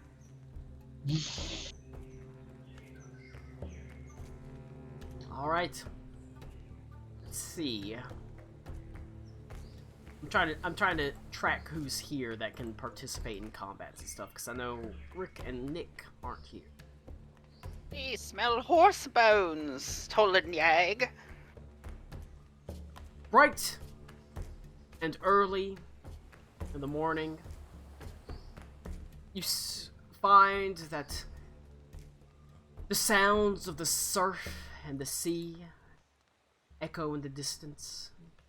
The gentle hum of the jungle presents itself before you. Adelaide is understandably predisposed. She is more than happy to answer the calls of these, especially the younger and more attractive of the members of this village, for their calls for tea, hospitality, and the like. So she entertains them instead of joining you in the jungle, just to keep things, simple, essentially.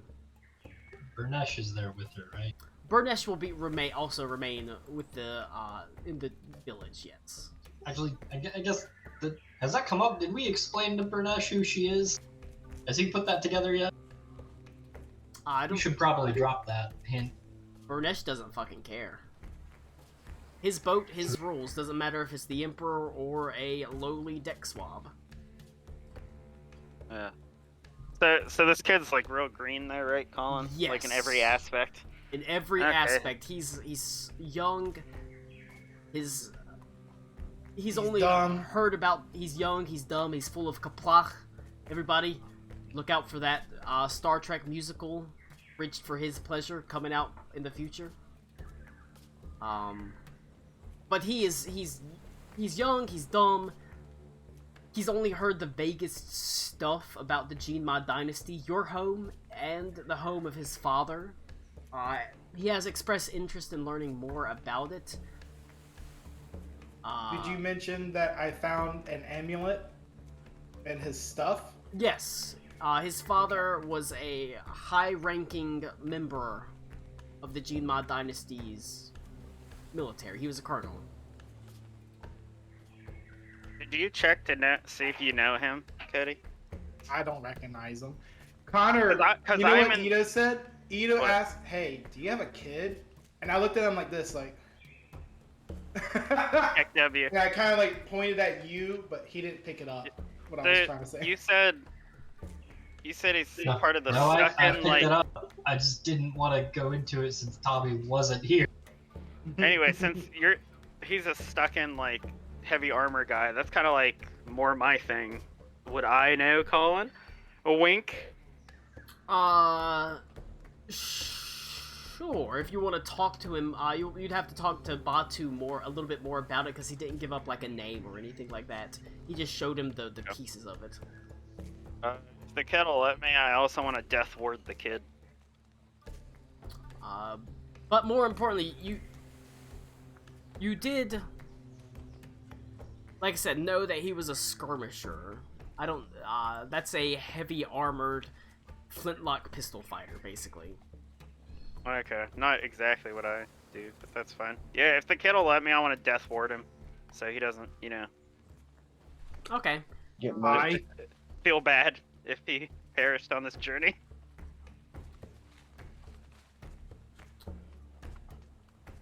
You come up to him and sort of place your hands on him and death ward him.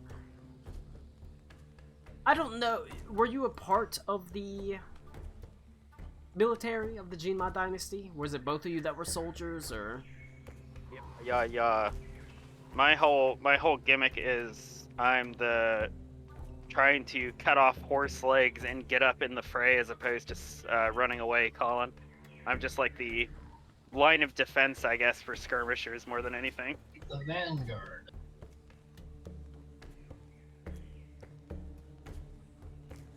That is, so you'd be probably familiar with the skirmishers, who also got stuck in and fought, basically, in heavy armor, except whenever they as they were charging in, they would fire off their flintlock pistols, and then they'd get stuck in. You know, like they have an alpha strike of guns, kind of. Yeah.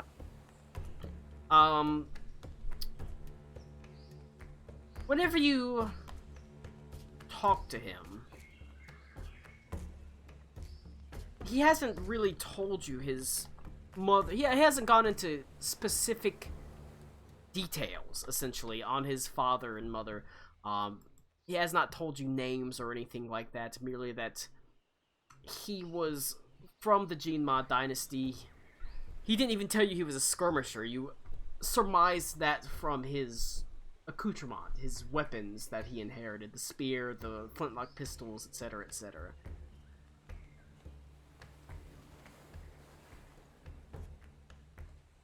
If you want to know more about his father's personal details, you'll have to talk to him about it. But he has not given those up freely. Or his mother's. I feel like in the dynamic, Tolan Yag's the more talky one, personally, but I don't know if that's how Cody actually feels. Just because you don't have high charisma doesn't mean you can't talk. Oh, I definitely talked to him, but I'm probably more laser focused on getting through the forest and ahead of the people, since I'm supposed to be protecting, like, Tolan Yag and stuff. So I'll chime in when I need to. Alright. Also, I'm a paladin. I got high as fuck charisma, Colin. You walk into the forest. I need people to make a survival check.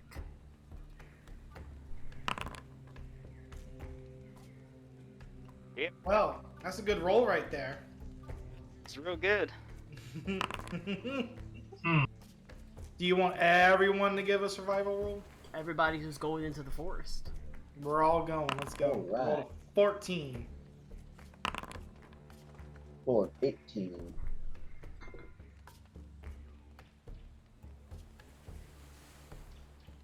14, 18, 1. Fantastic. Let's go. Dump That's a stats, group baby. check. Depending on what I'm doing, might be a group check, might not. The sounds of the jungle are all around you as you step out of the village's clearing and into the green tree line towards the heart of the island itself. Initially, you don't see any particularly telling signs. You don't see any tracks of these massive bushmen or these saber-toothed cats. You don't see anything like that at all.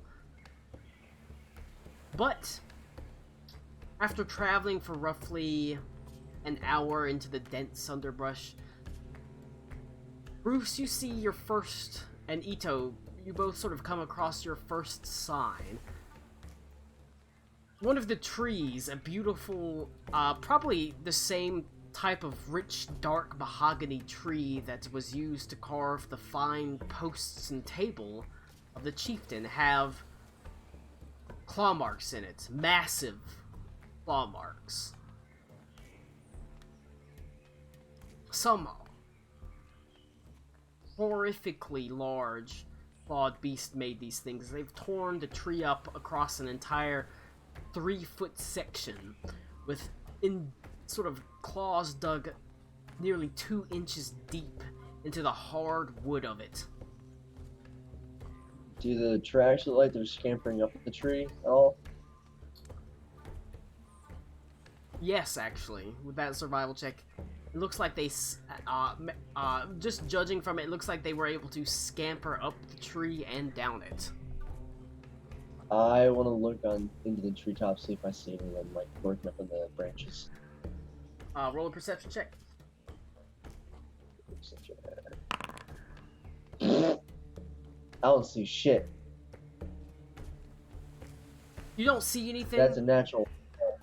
However, at the same time, the claw marks themselves don't look that new. It looks like it's been a little while since they were made. Okay. I'll see him like looking at the tree, and I'll try to climb up the tree, Colin, to get a better vantage point. And then I would assume, since me and Tolan Yag are, military fighters, I'll look to see if there's like good ambush spots like around here to see if people would be hiding or like creatures. I could climb up a tree. I have those slippers that allow me to climb any surface. Yeah, I'd say I have good athletics also. So There- between the two of us. Are plenty of ambush spots. The trees themselves are a dense canopy with only the occasional sort of clearing peering through it. There's plenty of ambush spots here. Okay. This is supposed to be like teaching moment for the kid too. I'll kind of point out the different places that somebody could spring up from to like attack us. Oh, I'm not very good at climbing, but makes good sense. Oh no, does he really talk like that? Yeah, he's got a crack in his voice. Yep. He's 13. If I had a girlfriend, she'd kill me. If I had a girlfriend, we'd be making out right now. That's true.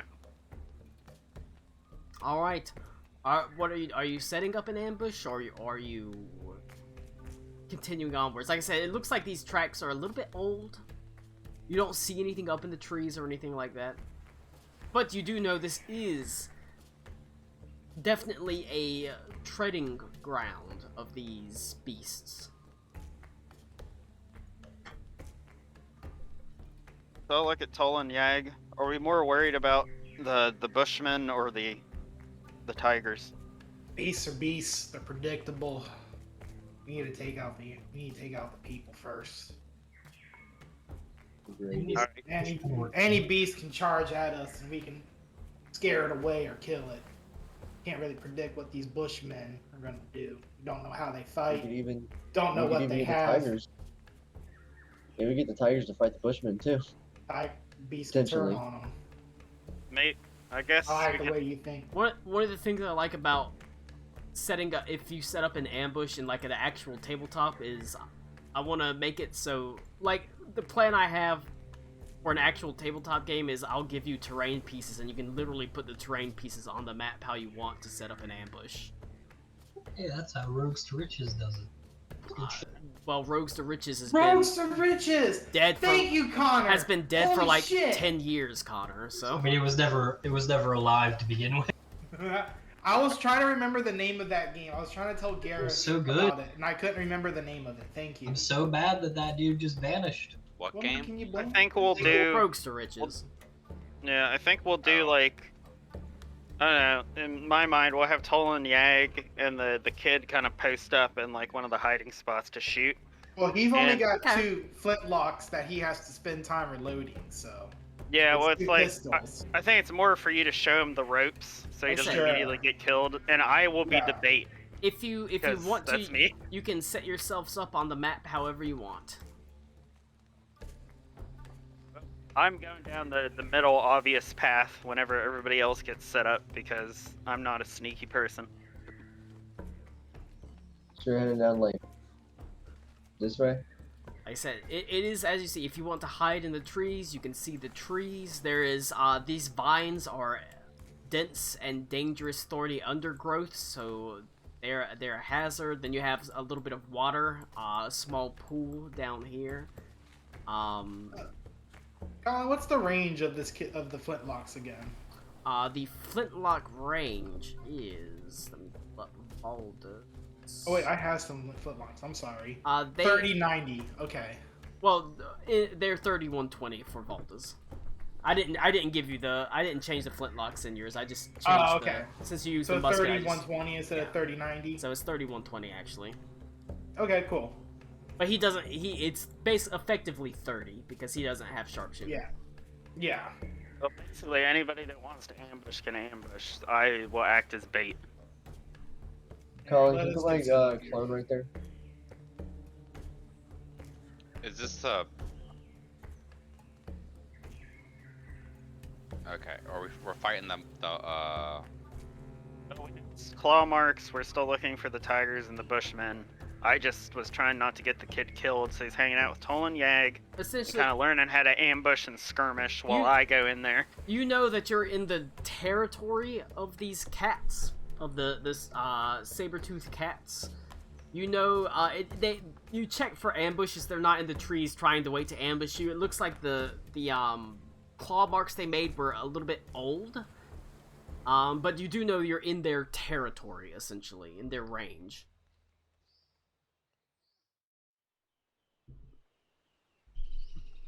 So, what I would do, Colin? I'm sorry, was someone else talking? No. Okay, what I would do, I would kind of choose this tree in the back for now. And what I can do is, since I have the slippers, I can just kind of hold him as I walk up the tree. We sit up at the top of this tree right here. We'll hang out here for now. Okay. Because I'm mostly trying to, like, point out to him things, important things like that. I'd want him more, like, in the middle and me on the edge, though. Okay. Like, just, like have him here. That makes I sense. feel like that's better. Yeah. Joke's on you, they appear right here. Huh? Basically, what I'm doing, I'm telling him, I was like, see this big burly dude right here? What he's gonna do? He's gonna be our bait. He draws them out, we shoot him out. Everyone else, they're skirmishing, they're looking for stragglers. We find the opportune targets, we fire at them. Okay. You got a spear on Okay. you, right? Yes, he does. You might need that. If these beasts can climb a tree, you might need to do some poking with them, but we'll try our best to make that not happen. The thing about a spear is that it keeps you far away from someone else. He reaches into his bag and he pulls out a helmet, and that he puts on his head that is too large for him as it sort of slips over his eyes. But it is Yeah. clearly a standard military-issue heavy armor helmet for the Jinma dynasty, with some embellishments. It looks like an officer's helmet. Is there a strap or anything to, like, tighten it? Yes. I'll tighten it for him. Like, you don't want that covering your eyes. You want to be able to see. Right. Whenever he nods his head, it sort of slips forward a little bit, but not too badly, as you retighten it and it looks completely secure. Yeah. But it is like the helmet that you see in the picture. It's sort of fur-lined, conical. Sure, gotcha. Oh, this is for you to. You can go off on a tangent if you want to, Colin. How young are you when you get put into the military in Jinma? That's a good question. Depends. Are you high class or low Are class? you high class or low class? Me, low class, aren't we kidding?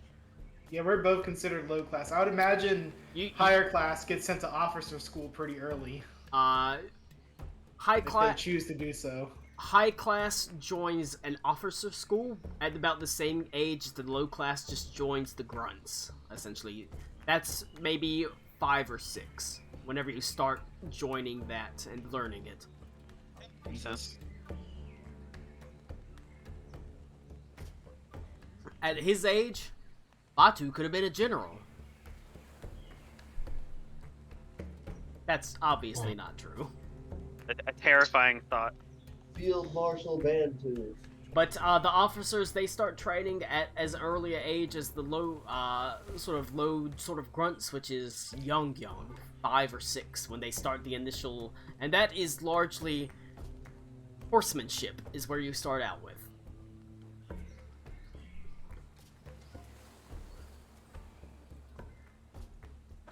All right. So we've got everybody climbing into the trees to set up an ambush, except for Temujin, who's trying to be bait. I'm on the ground now, so I'll just probably Okay. stealth. Yeah, I'll be on the ground, like, beside the kid and Cody. I'll be on the ground yeah. too, Alright. Colin. Oh wait, there's one. Everybody on the ground roll a stealth check. Everybody who's climbed up into the trees gets stealth checks with advantage. I can't remember correctly. Colin, does my Nova Knight armor still have disadvantage? It depends on the armor type that it is. Is it just It says medium armor, 16 AC, equipped proficient. let me look up Nova Knight armor and see what I made it. Sorry. It doesn't say anything about it.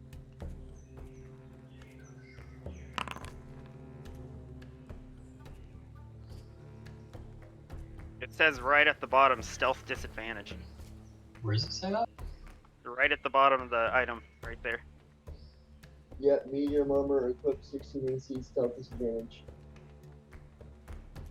That's really annoying because it doesn't say that on the actual sheet. Wild. Okay, cool. It is. I mean, I've got disadvantage too. It is scaled. No, it's I don't mind. It's annoying to me that that's not on the actual item description until I click it, which is weird. Okay. Scale mail has disadvantage. 19. Or yep. 19. Okay. I got a 5 and Steinhart's got a 14, Colin. You know, Steinhertz is pretty cool. I got a 13 and my clone got a 2. And Colin, Well, if actually, I I'm, think it doesn't have like I said, plates, so it's not if you don't feel damaged. good, you don't need to be here if you feel bad.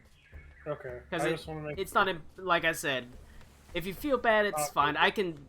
It's not Uh, balanced to any particular amount. Essentially, I can do Okay. it with. Yeah, Any it number. seems like you're just missing combat. I will just listen. If you guys need me for anything, I will be here, but I will Yeah, just listen. But Alec Cool is he can be hanging back, learning with the chieftain, making friends with him. But I don't.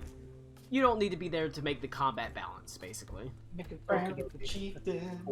if you feel bad, you know that's.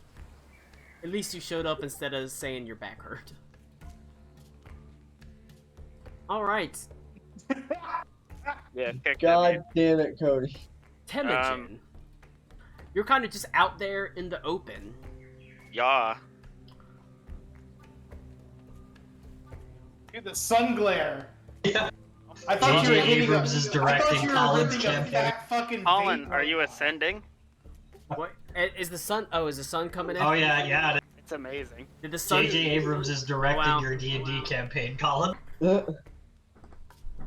the way you had your hand, it was just like you were taking the biggest fucking toke in the world. It's true. Just like Fucking blazing the All right, sun right now. universe in Temujin, that. you see that two eyes are peering at you from the tree line, glittering emerald in the dappled sunlight that cascades down through the boughs of the jungle treetops. But I also want everyone to make a perception check.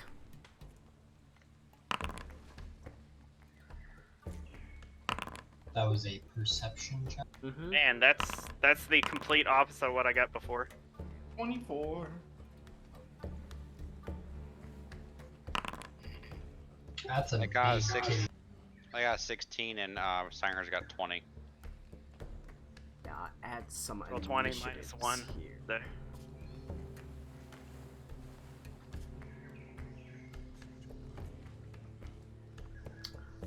Alright.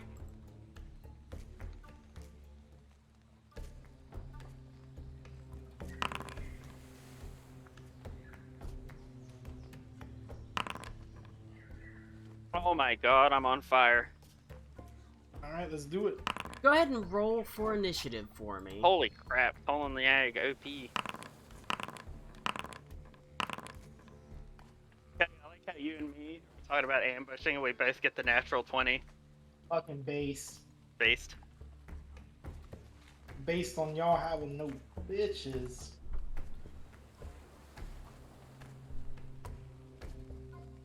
Maidenless, no bitches. Maidenless, no bitches. You can see that You know, there I is saw- a cat that is stalking out of the tree line towards you, Temujin. Its eyes glittering brightly. Am I fucking blind? Very refreshing.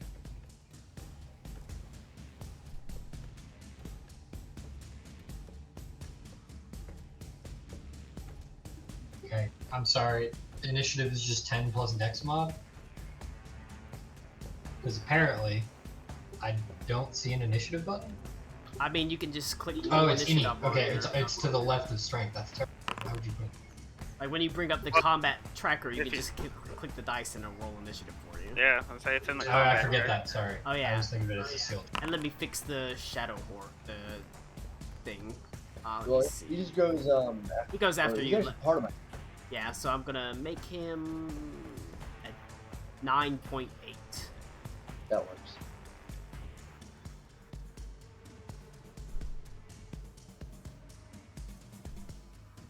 There you go, so he goes directly after you. Alright, the Shadow Cat. Not the Shadow Cat. The Saber-Toothed Cat. Slowly is in.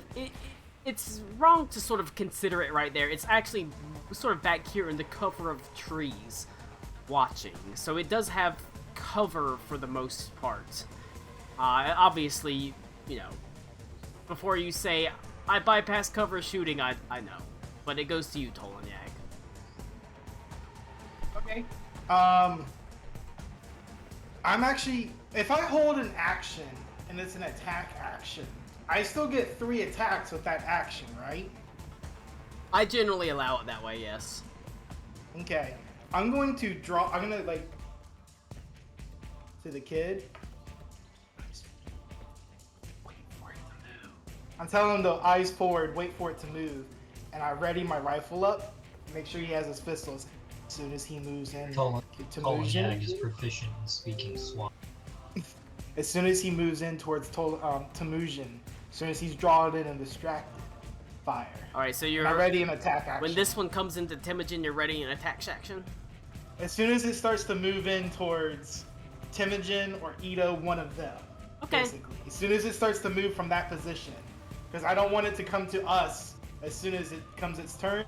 I want it to already be committed somewhere before coming towards us. Okay. Does that make sense? Yeah, you wanted to go... Is that fair? Yeah, that's fair. Trigger Okay, that's- whenever it moves towards basically Temujin or Ito. Ito. Is Bruce in the trees? I'm on the ground. He's in on the ground. trees. Okay, or if it moves to Bruce for whatever reason. Basically, as soon as it moves from blah, blah, blah, this way. Okay. Okay. And I tell the kid to get ready to do the same thing, okay? Wait for it to move. Well, it'll have to be his turn, but he goes. At Sure, but 60. I'm letting him know, and I have a beat on it. Yeah, I gotcha. All right. Okay, That it okay. is that it for Tolanyag? That's my turn. Ready in that action.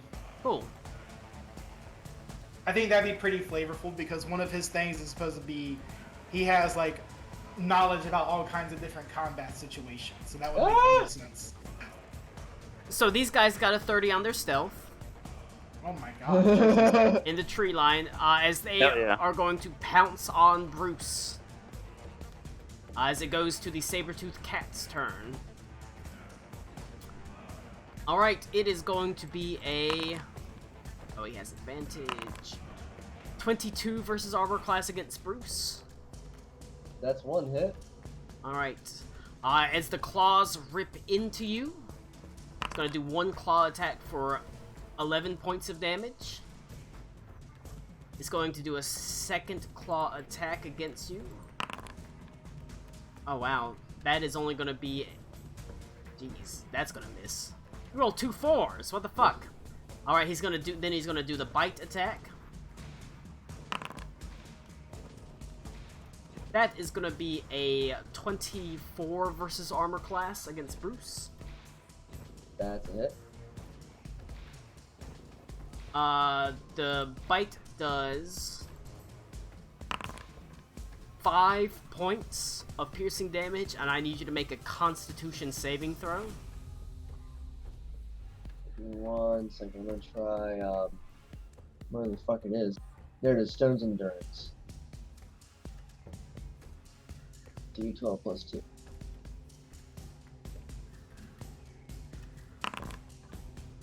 Hey, okay, so I mitigated the attack. Okay, I well, used my Stone's Endurance to reduce it by 8. alright, so you take, So I guess you that take just 0 negates damage, it. but you do have to make the Constitution saving throw. Yep. Constitution. 21. You are good against that. Alright, and it goes to, then it goes to the next one that has ambushed you.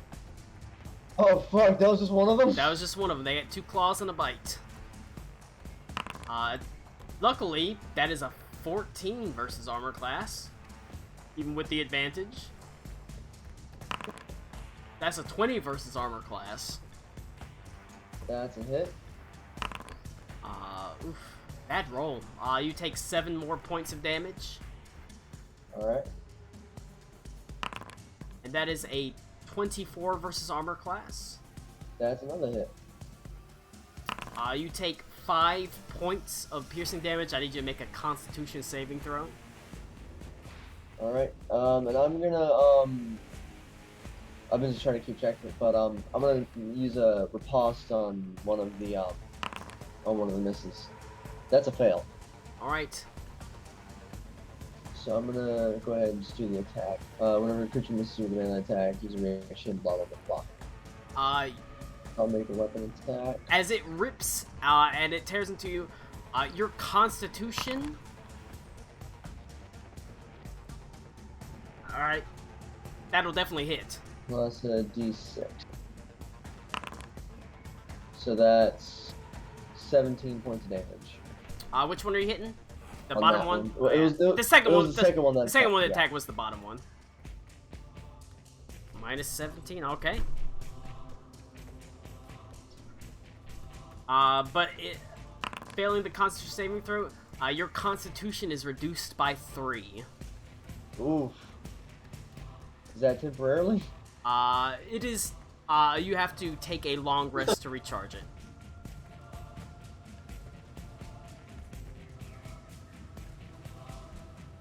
But then, that was this one and this one that had set up the ambush. This one that is here.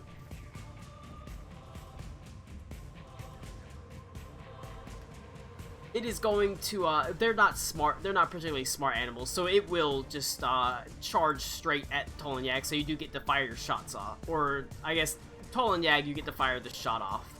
Yeah. Because, like I said, Batu hasn't had his turn to ready in action, so he is going to charge Alright. forward. First shot is a 20 to hit. That will with hit. 16 damage. Second shot is a 24 for 7 damage. That will hit. And the third shot is an 18 for 10 damage.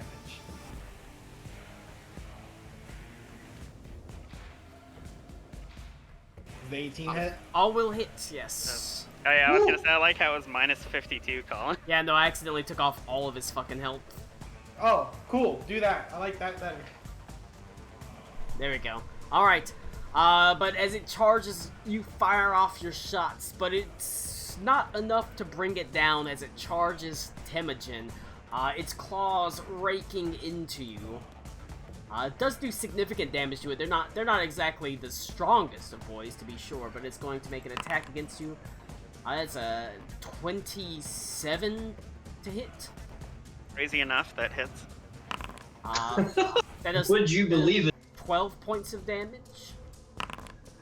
That's only a 14 to hit, so that's fine for his second claw attack, and his bite attack is 24 for the bite. Yep, I only got 18 AC. Make a Constitution saving throw. You take 5 points of piercing damage from it. 221s, look at that. You were good. And You save against it. You save against it, lowering your Constitution. All right. And then they are going to use their bonus actions to stealth check. Or to take the hide action, or at least these two are. This one can't hide because he's not in the tree line. So. Wait, even though he's right next to them, it's still gonna stealth? They can, technically. They're in cover, right? Both of them are in cover. Oh my god. Alright. Is anybody's passive perception higher than 24? Alcohol might That be would the be only a one. no. Alcohol is not technically Let me here. see. I'm sorry. I have a passive perception 21. of 17. No. So no. Those disappear into the trees.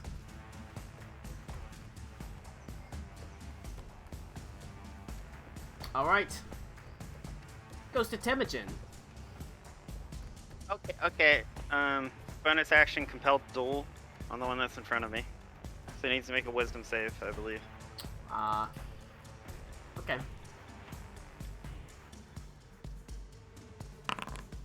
Oh, it's a 21. A crit, technically. Holy crap. Well, so much for that. Okay, well, that's how Sentinel. Well,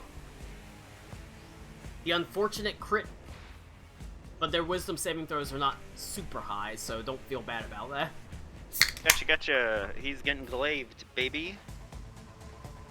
Smack him in the face, he's not doing great. He's hurt pretty bad. 19 to hit, and the lowest possible radiant damage I could roll. So 10 collective damage. It's pretty good, that's pretty good. Blasts into him, slashing up a huge chunk of his flesh, sending blood spraying across the underbrush below. It lets out a howl of pain. 15 hit, Colin. 15 does hit. So 14 points. And then how bad's he looking? Pretty beat up. He's still standing, but he's hurt pretty badly. I'm gonna burn first level to do smite. Smite him. That's another 10 points of radiant. Pretty good. Still standing, but he is beat up real bad. Okay. Use my bonus action so I can form. So I'll just start circling around him like a motherfucker.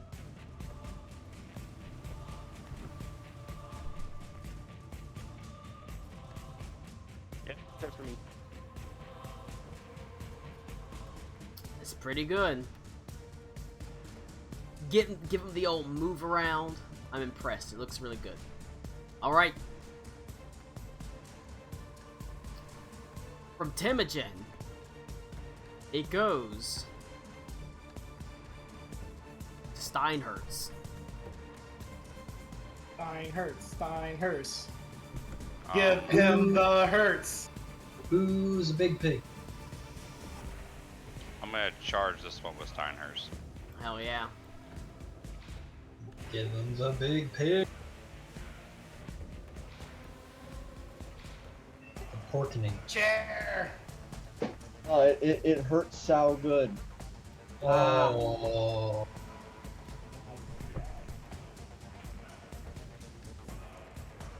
Colin, I don't see the charge in on him.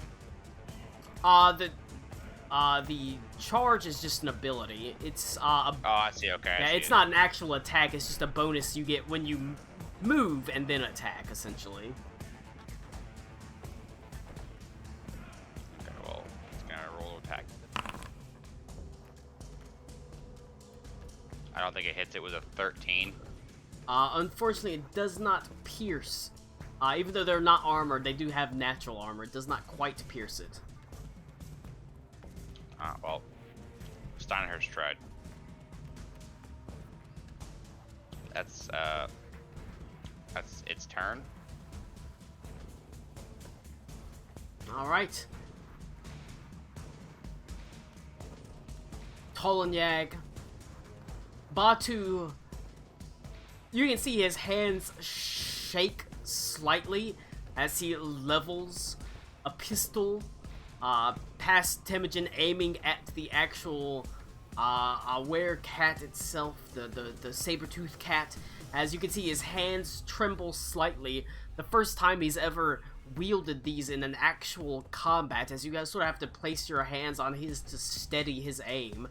As he takes a deep breath and he fires off a shot. How's it gonna go? Did you roll a 1? Tell me you roll a 1. The pistol misfires. Mm? You can't fucking make this shit up. The pistol. God damn. The pistol misfires. Right. As he looks shocked. As there's just a little plume of smoke that comes out, but no bullet itself. The flintlock pistol misfires. You know what? I'm actually super annoyed about it. But that's what the fucking dice does. Should have trusted that. Should have expected them and cleaned them myself. Toss it, get the other one. Alright. When your character growth is actually an ulcer. It's okay. He's gonna fire off a shot with his second shot, but he has disadvantage on this one. He has 2 Believe shots. in him. Did he roll bad again? Second one misfires. The second one fucking, he rolled the same roll. He rolled a 2. And the flintlocks And it- misfire on a 1 and a 2. I'm beginning to question this child's desired vocation. Can it misfire and blind Ito permanently though? The dream. Oh my god, what are the fucking odds? It misfires on a 1 and a fucking 2, and he rolled a fucking 2 on both. They both misfire. Even to them, I hear them misfire, and I'm like, yeah, that wasn't Tolan Yag, that was the shit kid. And you can see I hear that. Is that supposed to happen? immediately the kid loses all confidence in himself. As it goes to Henley. Oh boy.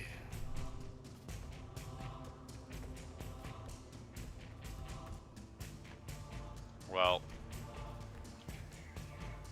It was his chance to shine, and the dice fucked everything up. Colin, I'm basing him right here, right? Yes, he's surrounded now. Okay, just making sure. Use a bonus action just to rage. And I'll whack him twice. Probably won't be necessary. He's real hurt. 24. That'll Can we just roll the? that'll hit. Do we just roll the damage on that and see if it kills? Yep. 13.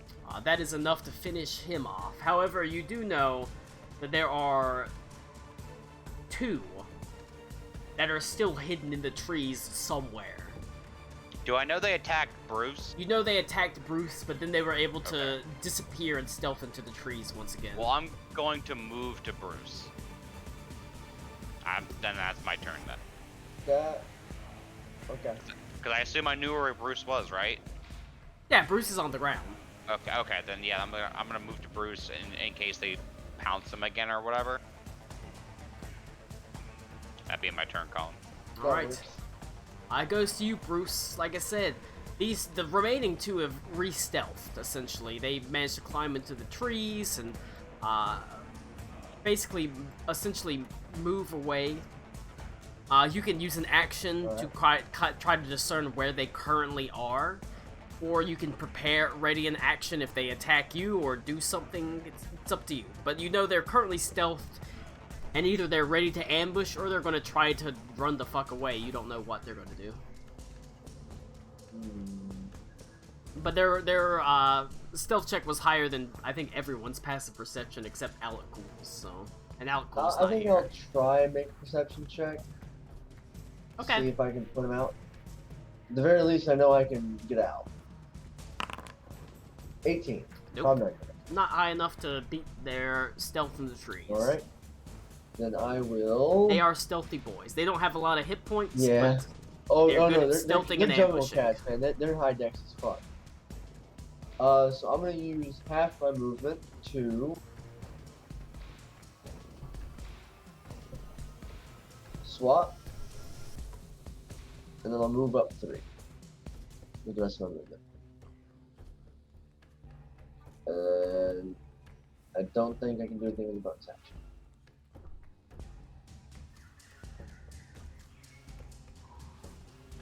Oh no, well, that is my bonus action. Okay. Alright, yeah, that's my turn. Okay.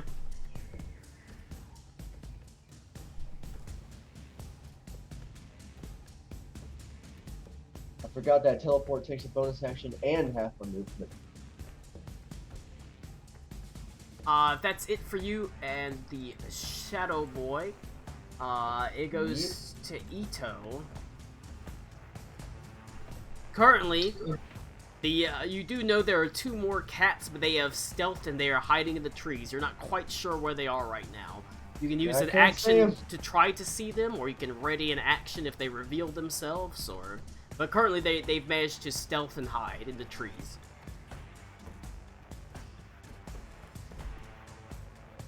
They're ambushy boys, so... But there's 2 of them. There are 2 of them, yes.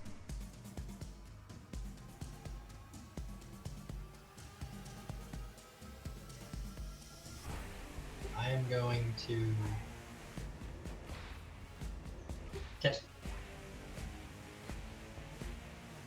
Can I ready an action to... I can't ready a bonus action, correct? I I was gonna try and ready a Misty Step so that once one attacks me, I can blink.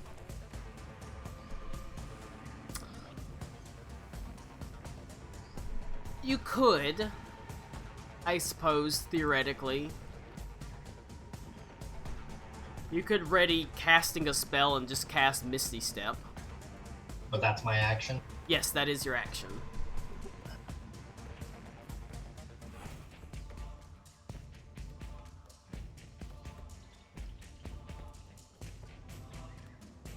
I'm going to... Actually, fuck it. I'm just gonna walk into the brush.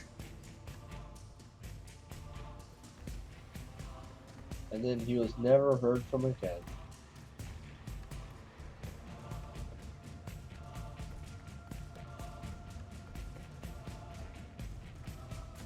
Sorry.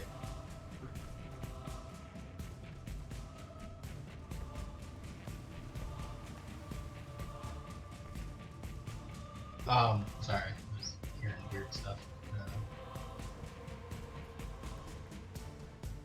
Alright, actually, I'm going to move up here and I'm going to cast Fairy Fire.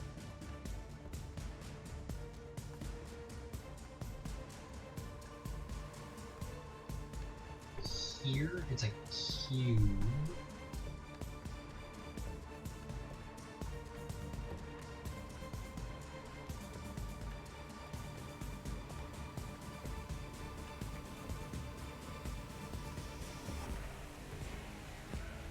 Where are you casting it? Right there? Right. Okay.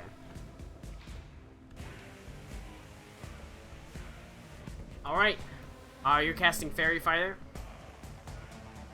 Yes. Alright. I'm gonna stand here next to Temujin. So he gets the buff.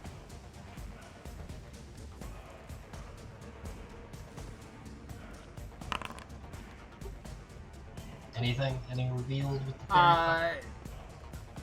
As you sort of cast, and you're casting Fairy Fire on that region, Yep. you see there is, in the trees, the outline of a saber-toothed cat in this one, up here. And you can just see it rhymed in the fire, sort of sitting in the trees, watching, stalking you. Yes, it did So fail he its doesn't dexterity react? save. It does not He react. doesn't react? It's not its turn. We're in turn order right now. Sure, but okay. Be sure. Okay. I guess that would be hard to show with everything happens simultaneously. Yeah, it's all happening at the same time, but you do reveal where it's hidden right now. It was hidden up in that tree right there. And I can't bonus action a hunter's mark on it, can I? Do you have a bonus action? I did not use a bonus action, but it's another spell. No, you couldn't technically. Okay. That case, that is the end of my turn. Alright, but he is revealed and fairy fired.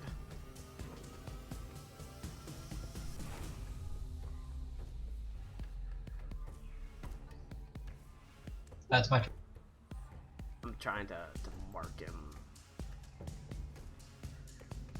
Marked. Blind fairy fire pog. Alright.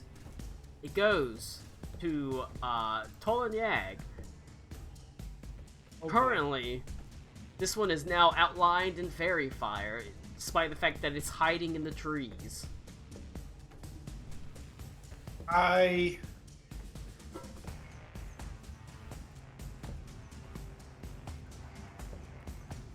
Oh, you. Best thing to do here.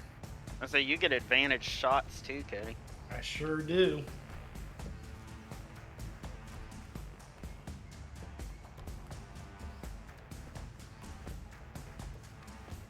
I have the gunner feat, which allows me to ignore the loading action, correct? Yeah. Ignore the loading property. Sorry. That's why we made the alchemical gun that can fire a bunch. To Right. make it make sense, basically.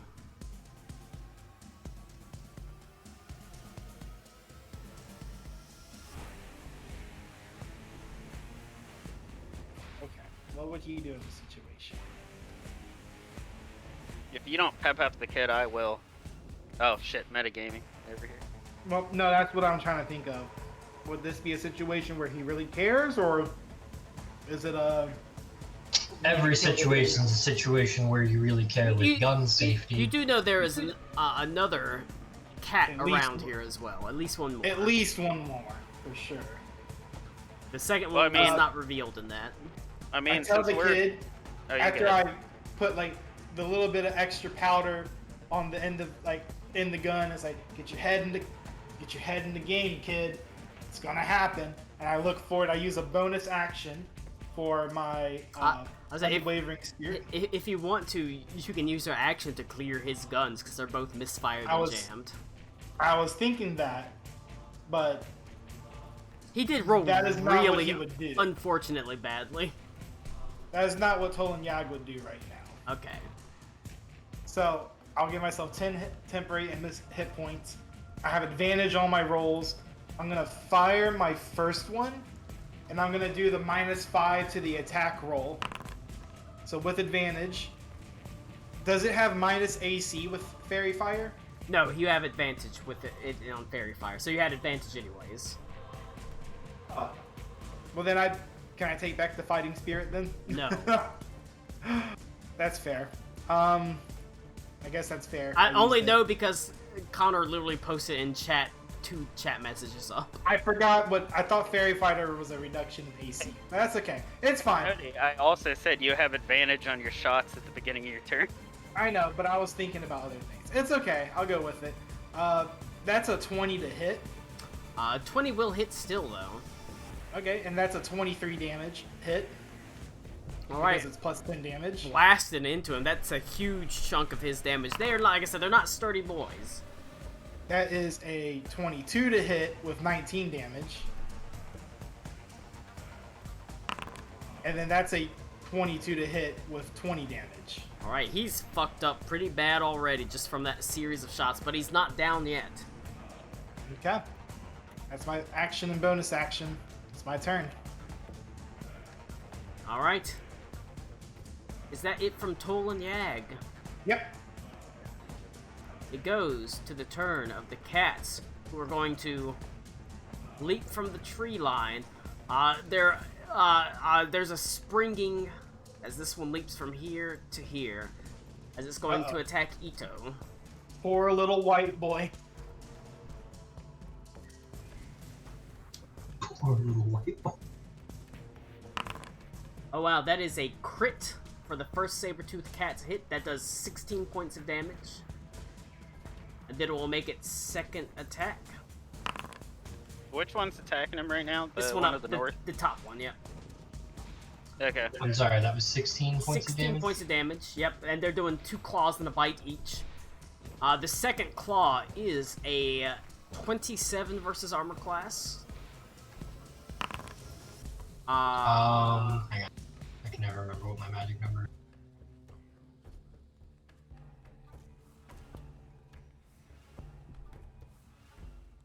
Oh, wait, You he's said bloodied. 27? Yep, or actually, dodge. no, it's, he's, the one up top is bloodied, so it's 29.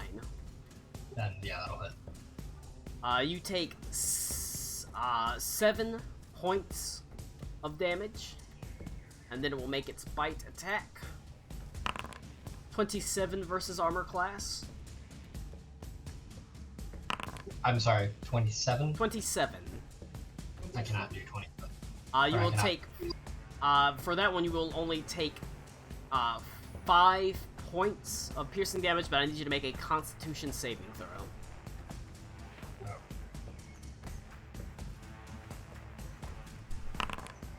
A 9. Alright, a fail.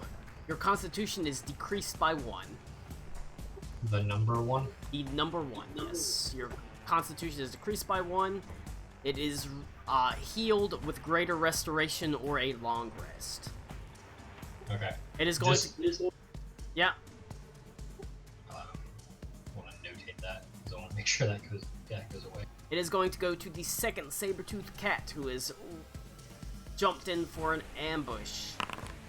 It is a 23 versus armor class. Is that against me? Against you, yeah.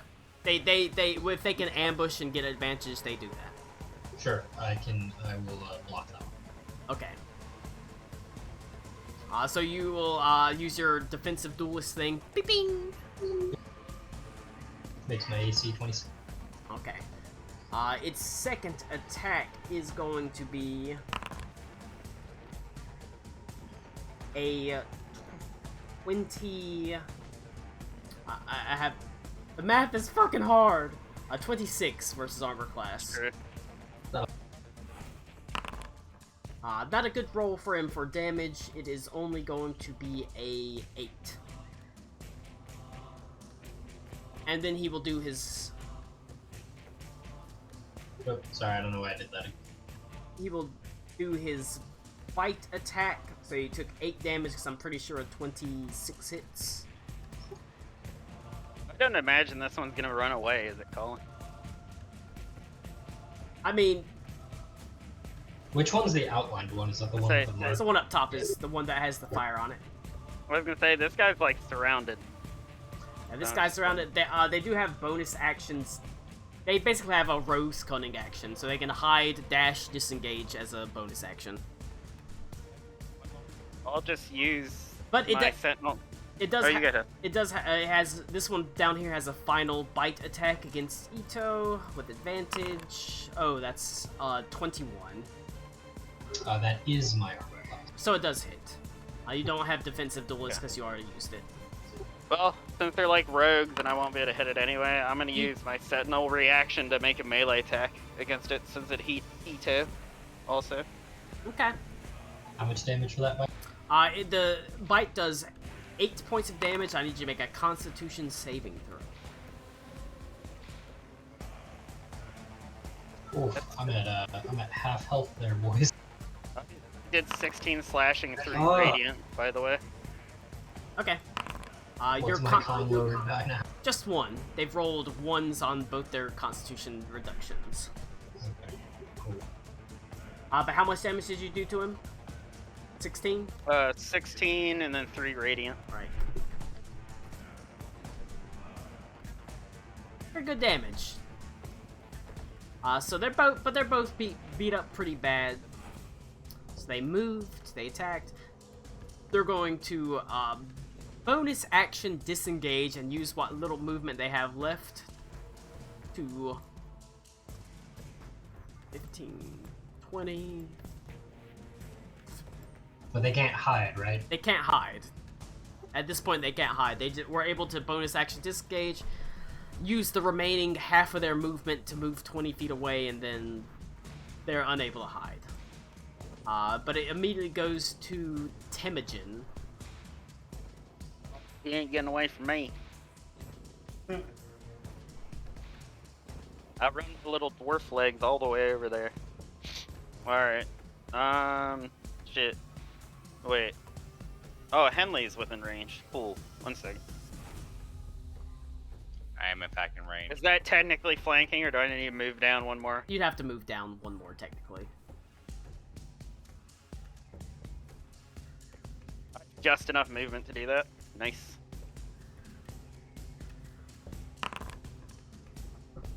It's a 30 to hit with advantage. 9 slashing, 4 radiant. Alright. Give him the smack, the sugar smack. Smack him on the back and then smack him back. A 23 to hit, 14 slashing, 3 radiant. Still standing, though. Bonus Elton action. John. Pole arm master. Gonna Alright. smack him with the butt. Advantage 28 to hit, and then I have to roll the damage separate, so... 4 bludgeoning, and then the built-in smite is... 4 points. You know, that's close enough. It lets out a howl of pain as it collapses to the ground dead. Oh my god. Oh my god, Go, that's it Tom. for me. Oh my god. Its howl of pain echoes throughout the jungle as it collapses on the ground and immediately goes from Temujin to Steinhertz. Steinherz. Collins, that one up top, is it stealth or no? It is not. It only had the chance to move away, did not have the chance to stealth. It's also outlined. It is also outlined and already heavily damaged. Steinherz are gonna I'll charge kill it. him.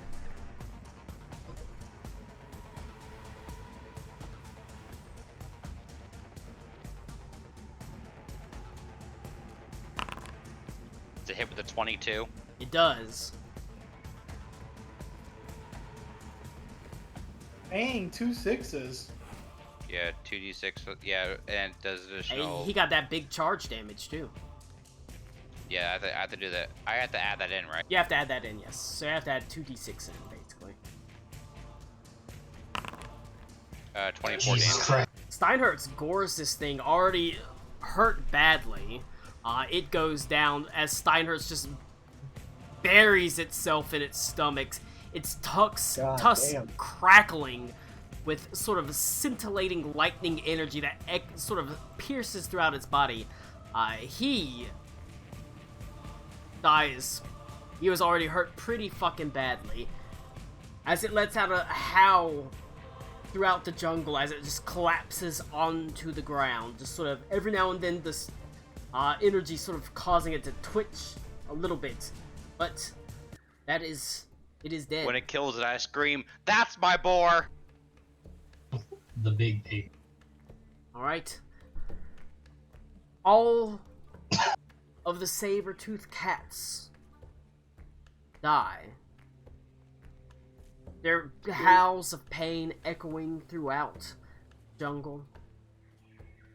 But their howls of pain are met by another call. This one Yeah. deep. I was gonna blood- ask Headley, can you check to see if these things are domesticated? Where are they? I don't see them. They're Couldn't dead tell for if it. that was recorded or not. No, That it's was so good. is me making that sound. It That's just sort so of good. echoes throughout the jungle, and then it grows quiet. Dangerously quiet.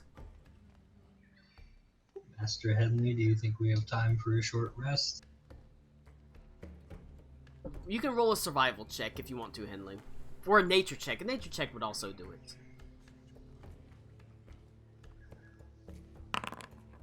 15. It is a dangerous prospect to rest, to take a short rest here. You're in the middle of the wilds. Something has been alerted of your presence. You heard that guttural, sort of primal rumble throughout the jungle. The cries of pain from the cats were noticed. It would be a risk. I look at you and go, the forest knows we're here. Okay, I'll make do. Can I tell if they were domesticated with that roll too? I assume that wouldn't take but like a minute. Yeah, that's fine. Domesticated? No, they were wild cats, but they are wild. Okay. But you know, cats. The way they were working together, they were probably part of some sort of pride, some sort of group, and every group has an alpha. And it does not appear that the alpha was amongst this group. They were all equally. Were these males or females? They were females. All of them? All 3 of them, yes. Okay. Yeah, there's a bigger cat out here. Oh, good. Good to know. The alpha or the pride leader is probably it's probably looking for us, and I assume the bushmen or people are also looking for us. Fantastic. You know now. So we should probably get going. Yeah. Paul and Yag talk to the kid yet? The kid is disappointed in himself like real bad because both of his guns misfired due to. I mean, it all came down to the dice, but the dice just rolled shit for him, fortunately. Okay. I'll look at the kid. Maybe I should just stick to the spear. Colin, do those? Hey, cats you gonna let have... me talk, Rick? I'm trying to teach this kid a lesson. How they just become Randy Savage? What the fuck? I was actually gonna help with that. I guess his migraine's gone now. This is Temujin hour. Get out of here. No, that's it. Okay. Temujin's late for. Everybody It's can Pride talk. Month. Fuck off, it's Temujin's turn. Everybody can talk. I know. We're out of combat initiative. No, Tommy can go. Then I'll ask what I was gonna ask. Okay, I'm gonna play the kid. When you're out on the field, stuff like that happens. But the most important thing is you have other people to worry about. So you just need to clear your jam and keep fighting, or else someone else will wind up dead. And I'll kind of look at Toll and Yag, like, slightly sadly, and then walk off. Why slightly sadly? I feel like you just got called out for a past sin. Well, Is there some backstory is here? Tommy is he bringing up some shit that was settled 6 months ago? Oh my god! well, you know what we came up with, Cody. It's like, that's kind of, Yeah, it happened. I know.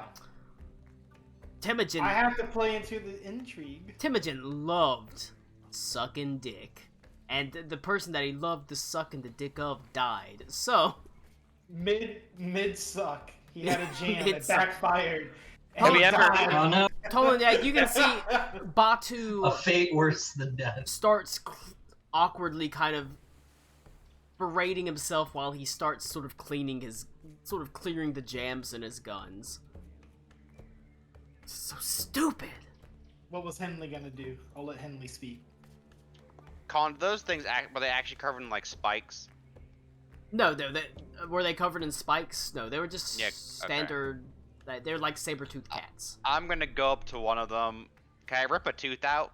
Yes, they do have elongated like teeth. That's what their bite attack was. Alright. All right. Hey, I'm how gonna long's rip our out a short tooth. rest? A short rest is an hour. Yeah, no, we don't have time, but we have the minute. But we're gonna keep moving. Yeah, I'm we gonna don't have rip time to rip teeth out.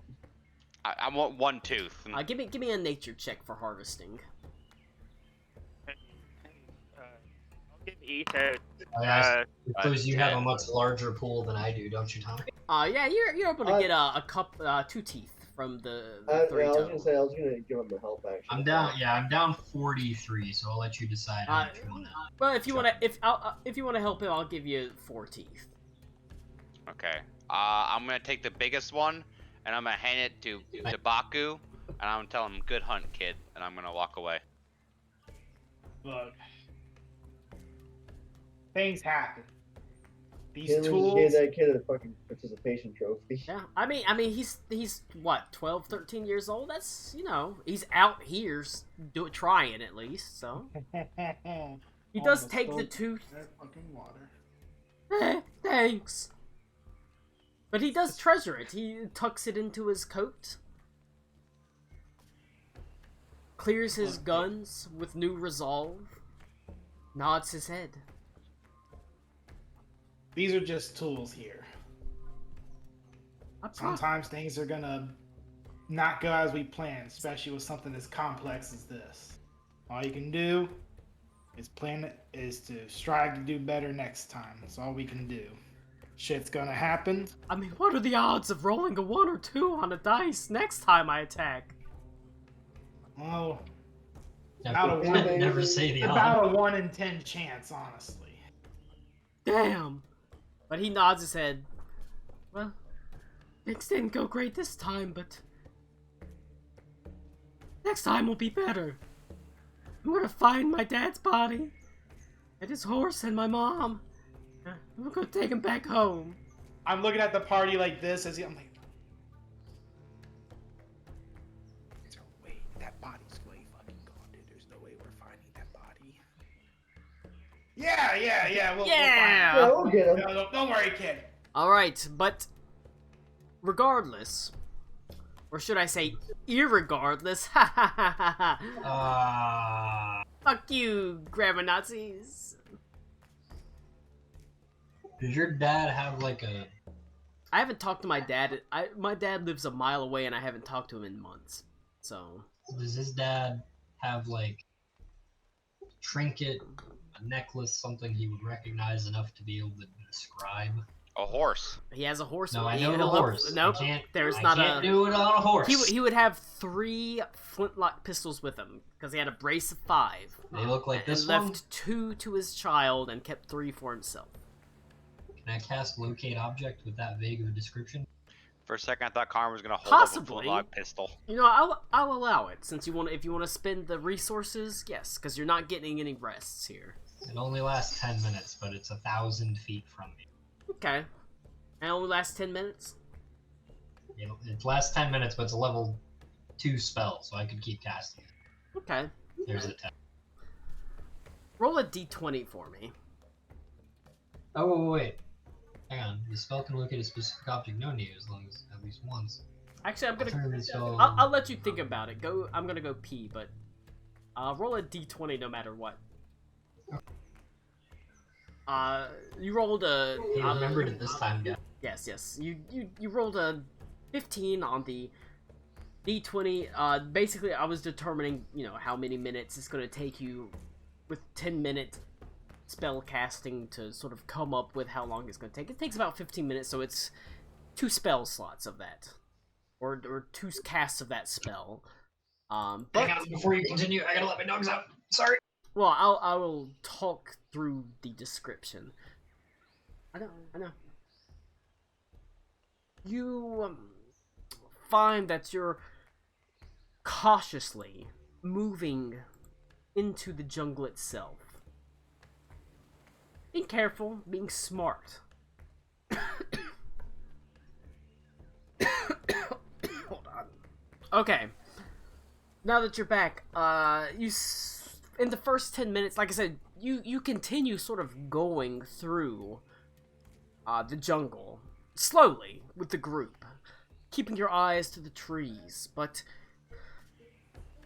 initially you don't see anything in the first 10 minutes and you have to cast it again. And after you've been walking through the jungle for another 4 or 5 minutes, you do get a ping. Specific object. All of these pistols and this brace of pistols are essentially the same. They're just very similar.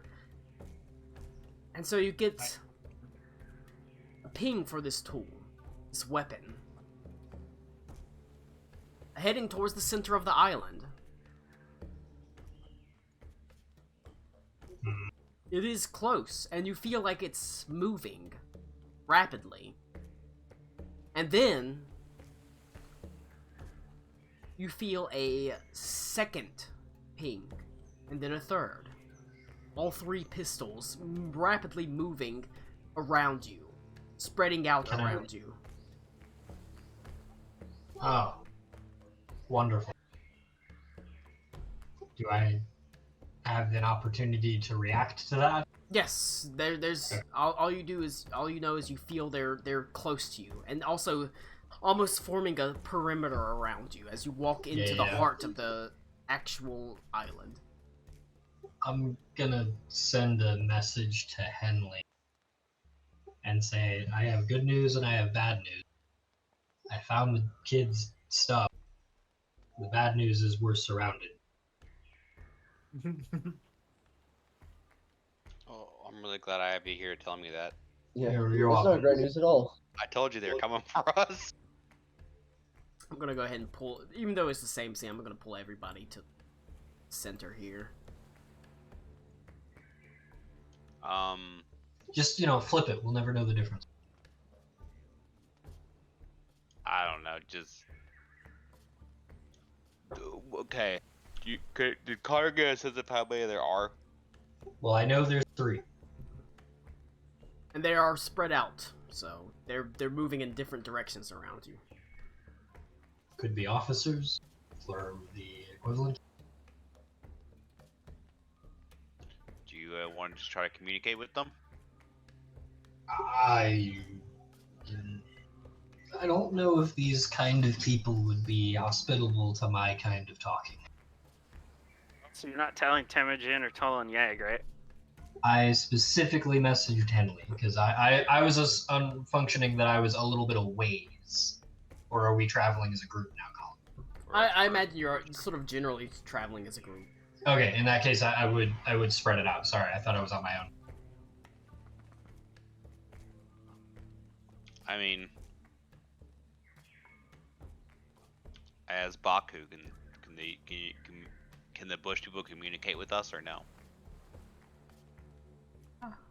I don't know. I just heard they were monsters.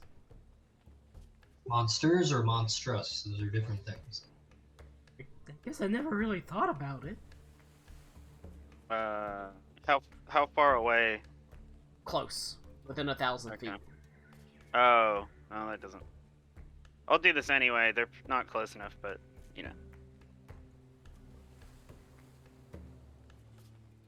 There's any within 60 Yeah, I was feet thinking. that are spooky. I'll know it. Yeah, since he said they're monsters. Well, now that you've asked,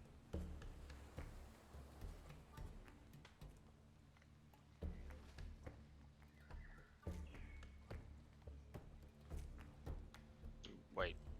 Oh, you're using Divine Sensor. Yeah. I'm doing my Inosuke shit. I'm putting my palms out. I'm using my awareness. What does Divine sense exactly? Celestial Fiend, and Undead. They are not any of those. Oh yeah, so not the typical monster.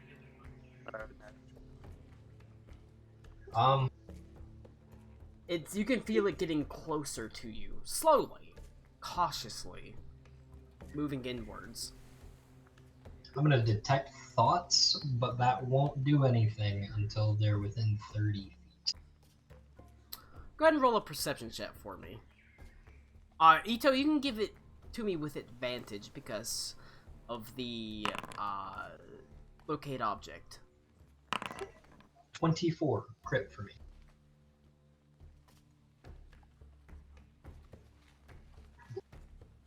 Temujin is so in tune with his divine sense. His eyes are completely shut. Oh. Yeah. I'm used to people running at me on horseback, and I cut horse leg off. That's my He's entire. looking over his shoulders like, they're not celestials, fiends, or undead. I don't know what they are, but they're not that. With confidence. Alright. You said a long rest for that con reduction, It right? will be a long rest for the Constitution resist or a greater restoration. Oh, thanks, Grok. Oh, I don't like this one bit. No. Conehead apes. If there's you can see Ito with that good roll and several of the others. I believe the DC to match for their perception, their stealth check was. Oh wait, they have advantage on this because they're jungle dwellers. Okay, 17. You got a higher than a 17, or a 17 or higher for your perception. It's everyone basically. That's here. Can I ID who have the weapons? Yes. Can we mark those? I don't see them in column. I will mark them. Let's see, what do I mark them as? I feel like since I was talking to Henley directly, I think Henley. You're the only one that has advantage because you're the only one that can sense the weapons. Damn. Okay. I tried. Rick. That one. Even with advantage, I still only get a 15. Alright, I forgot I copy and pasted all of them. Don't worry, they do have. Let's see. Let's say this one's got a weapon. This one's got a weapon, and this one's.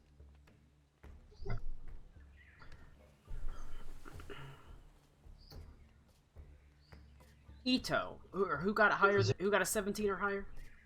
Me. You can see the Me trees and- Roll your perception, Petty. You might see him. Oh my god. shaking. Nope. No. Holy Wow. shit. Get those ones out of the way.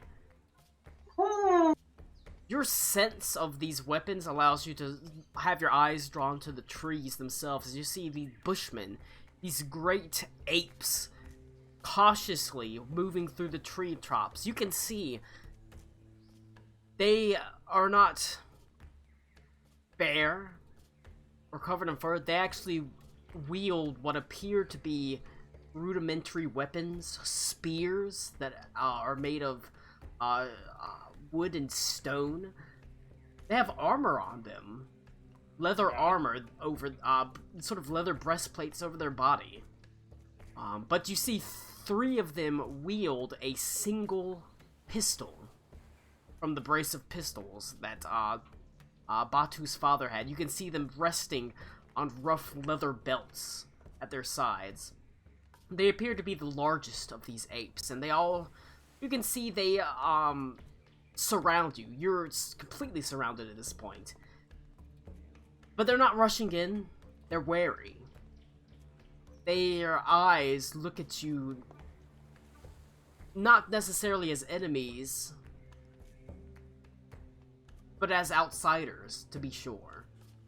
As they keep a significant distance, the bushmen keep their eyes on you nervously, ready to attack, but not immediately attacking.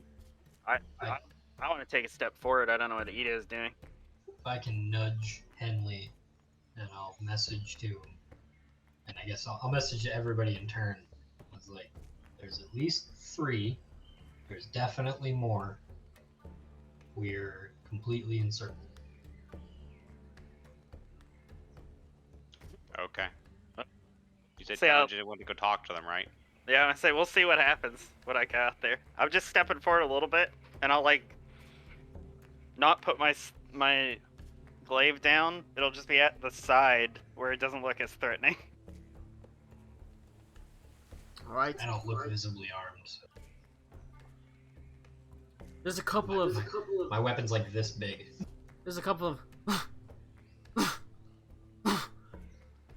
almost like a warning that echoes throughout the trees as you approach, sort of stepping away. Shame we don't have the halfling. It'd be a shame if you had someone that could be able to speak with beast people or their language somehow. Fucking rip. I'll step back, and can I take one of the pistols?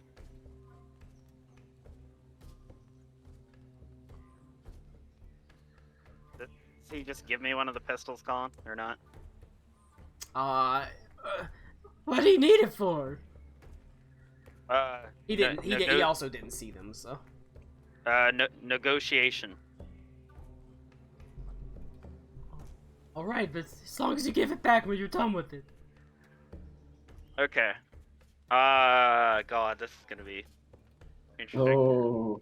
I'll hold the Yeah. pistol aloft, but like not like leveled like I'm using it, but with like the butt in the air, and I'm gonna like point at it. Alright, you primitive screwheads. I'm gonna point at it, and then I'm gonna point at the kid, and just kind of slowly say, "We don't want to hurt anyone. We don't have to. We're just here for these." And I like emphasize pointing at the pistol as much as I can. Make a performance. Oh no! Now that I know he's food. I'm gonna ready a spell. Okay, 24.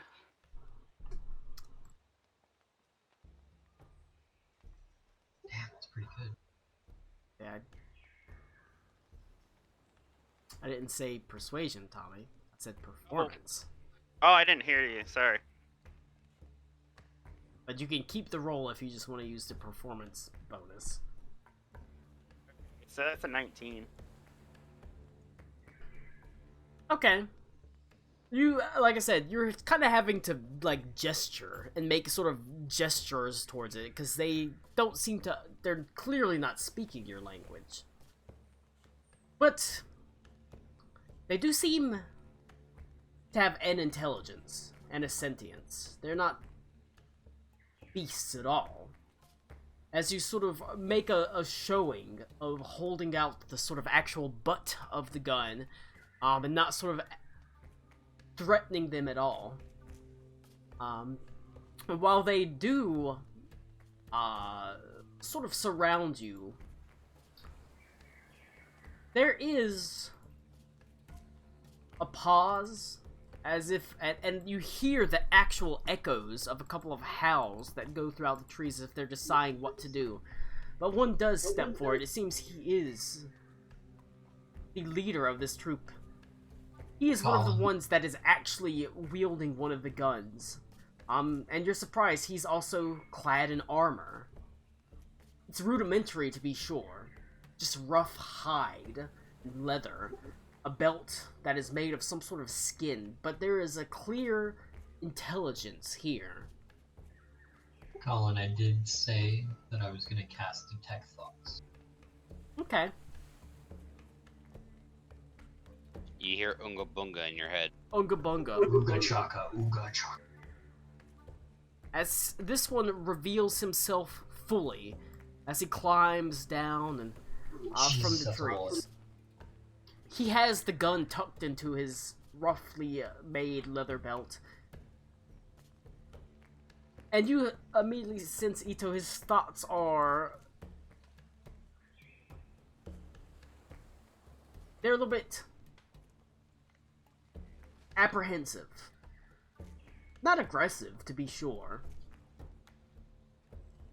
He doesn't view you as a ally or an enemy yet, but you can feel he's on a knife's edge. Any sort of thing that you do out of line could push you in either or direction. While he strides forward, the other apes remain hidden, remain in the trees, ready to strike. Does the kid have like missing holsters or like belt straps? They don't have guns. He does not. Okay. The well, bandolier I was think on I his have side. an idea here, but I need somebody else who can cast spell. Not me.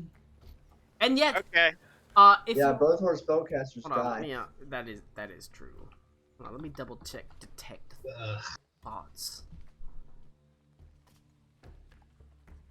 Surface. It definitely has higher than intelligence 3. They're pretty smart.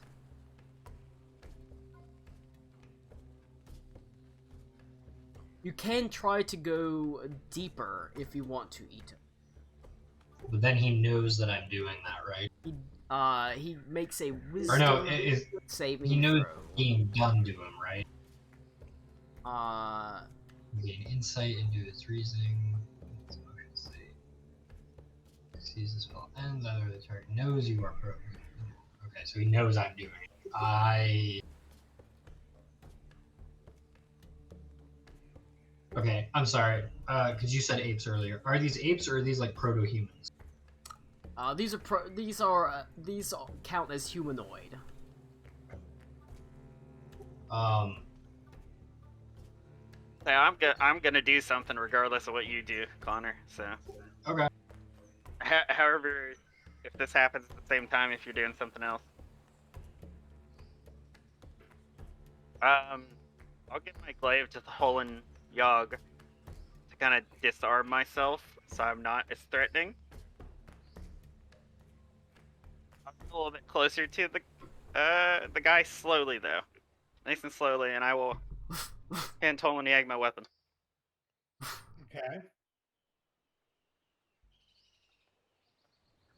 I hate that Colin is making the same sound my cats make when they're about to throw up.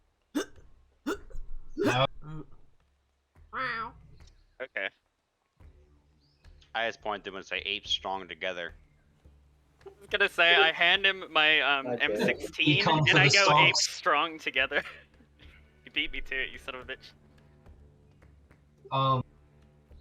I will pull out the shield that I never use. And since I never use it, it's probably pretty goddamn pristine.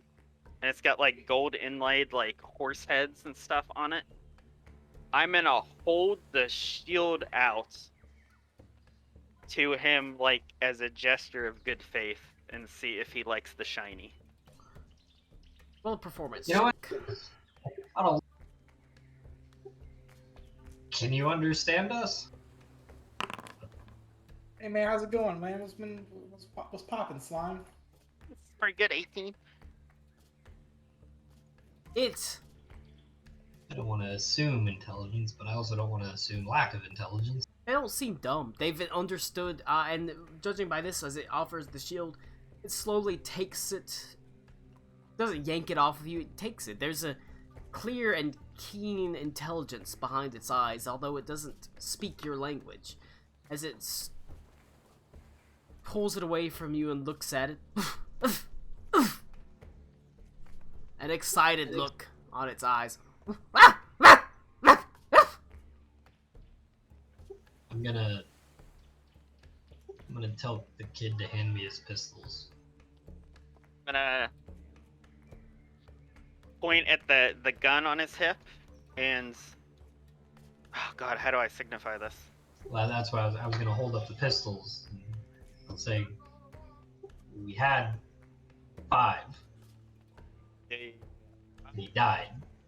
Say I was gonna emphasize we need to try to like put that it's a familial bond, like it's an important like thing, and it's not just like a precious item. So it's not like we're trying to get money. Pistols strong together. They're still strong together. 5-shot better than 2-shot. Can I? I have a really, really, really stupid idea. Please I don't. mean, I'm making such good progress. Please don't. I have an interesting, possibly stupid idea. Fuck you, Tommy. I want to know what Bruce's idea is. I would Do you say, remember the This thing is the we killed? least Bruce situation ever. don't forget, you're Dude. also trying to bridge the gap, not just between you and the Bushmen, but the Bushmen and the villagers. I I have will. a bag of holding gonna- full of 300 pounds of steel, iron, and brass. I don't know if we can trade anything, but we might be able to get a gun out of it. That might work. I'm trying to get the point across of trading. I'll put my hand out like I'm seeing if he wants to give me anything in return first. So they take the 300 pounds of steel, iron, and brass. And what happens? They just run off with it. Steam They tank. start the Industrial Revolution. They excitedly You know what we take could it. do? Monkeys, Treat 'em like monkeys, bonobo brass, chimps. monkeys, brass, monkeys, brass, and steel. Yep, we treat them like bonobo chimps and we introduce to them prostitution. They can trade prostitution for the guns. I hate all of you. I'm trying to negotiate here. Leave me alone. I'll gesture like willingly giving him the shield, like as in that's yours. And then I'll like gesture to him to see if he'll give me anything in return, just to see if they'll even trade. I'll trade both my guns if they can tell me where my father's body is. That's Is he saying that out loud to like me? Yes. Kid? That's Hey. that's a novel idea, but unless we get the point across that we're looking for him and establish some type of contact and friendly nature, they're not gonna understand. They might just take him and run. Colin, when I cast hallucinatory terrain, can I modify what it looks like after it's cast? I mean, I guess so. I don't know the exact specifics of hallucinatory terrain. Anyway, Colin, does he try to give me anything back? Like when I'm gesturing back and forth? And why did you gesture towards him? I was just like gesturing that the shield is a gift and it like belongs to him, and then I'm seeing if he's gonna give me anything in return. Like I'm kind of gesturing back that like it's a trade, right? I'll even say the word equal. He I'll walks say up to equal you, exchange or trade. Temujin. He walks up to you, and he towers over you. This is a beast that is nearly 10 feet tall, just rippling muscle. And yet, when you look into his eyes, there is a clear intelligence there. And as he looks down at you, he lifts his hand, and you have what, a glaive? Yeah, I gave it to Yeah, Colin Yag. He doesn't try to Yeah. rip it from you. He doesn't try to pull. He sort of takes the weapon, and he sort of he doesn't try to rip it from Tolan Yag's hands. He kind of just shakes it, slightly, and then he points off in the distance, so you can just see where he's pointing to the one of the bodies of the saber-toothed cats. And then he shakes the weapon again. I understand. And I'll point to everybody, and I'll kind of do like a half-assed like swing motion towards the tiger, like we are the ones that killed it. He points to himself, and then he points to one of the saber-toothed cats. Tommy, you Oh, fucked no, up. they were sacred. Can I make like an insight check to like comprehend if it's like a personal connection or? Sure. My detect thoughts might still be going. I'll leave. He is motioning to himself as the leader of his pack, and then he's motioning towards the saber-toothed cats, while at the same time he's sort of motioning for you to sort of motioning towards the weapon and motioning towards the cats, and then you can only that insight check's not great, so you don't know exactly what he's saying, but I will point at him, point at myself, and then kind of like collectively point at everyone, and like rattle the weapon, and then point at the cat, and then like pound my chest like we fight, and see if he gets what I'm saying. Like we'll help him. Roll a performance check. Can I try, man? I think I have an idea how to convey this. Can I have Baku hold up the tooth I gave him? Oh, Sure. That'd be good. oh, Yeah. Tommy. That'll help. Can I have advantage since he shows the tooth? Like that we did the deed. That's true. I'll undo like my tunic or whatever because I got fucked up by those things. Lay on hands or not, I'm sure I'm Yeah, still. actually, I did too. You can see he sort of once again rattles the weapon, and he looks at the tooth, and he as Batu holds up the tooth, he takes the tooth and he puts it up against his throat. He sort of makes a couple of almost stabbing motions before he hands it back, and then points to the dead one of the dead cats, and then he points to himself, and he points out into the middle of the jungle. I think he wants to kill the pride leader. Yeah, the chief cat. Yep. Cool. And then he points to the gun, and then he points to Batu, and he points to the middle of the jungle. Okay. I think we have an understanding. Wait, hang on, real quick. I'm gonna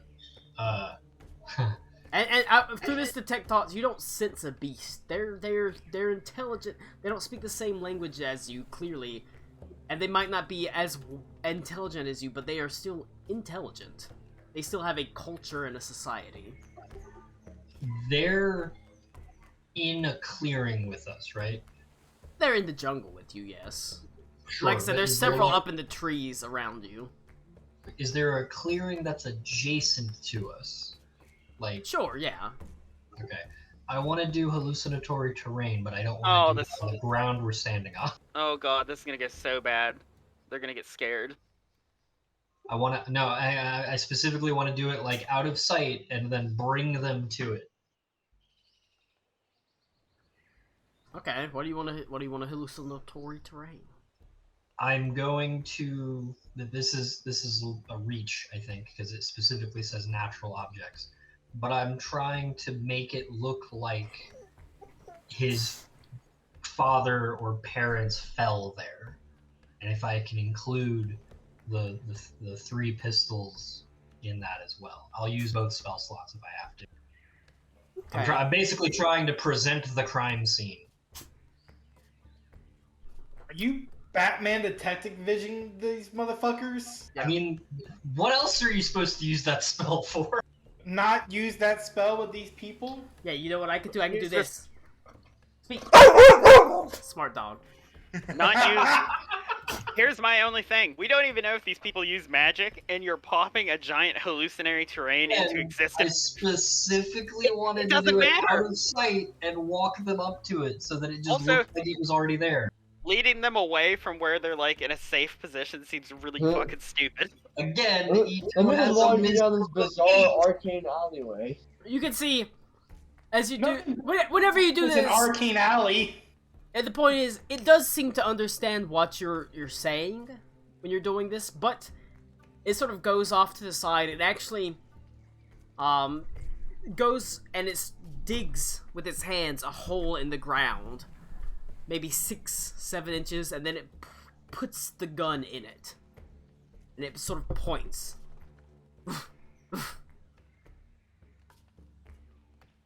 And it points out into the actual jungle itself. Okay. I'll take my glaive back from Tolan Yawag there, and I like point the glaive tip into the forest where he's pointing for us, and I'll be like, "Play along, everybody," and I'll like kind of do some of those like aggressive like fighting grunts that they do, and I'll start walking towards there and try to get everybody to follow me. That's cultural appropriation. They're offended. That's No, our word. they're not evolved yet. They're not woke. We got time. They can still be saved. In other words, I'm insinuating that we're gonna go take care of the problem. Like, we'll go fight them. We got this. So as Simogen's like fucking grunting away, I'm just gonna fall behind him. No. And we're gonna do like a little grunting conga line. Jesus fucking Christ. Henley, make a nature check for me.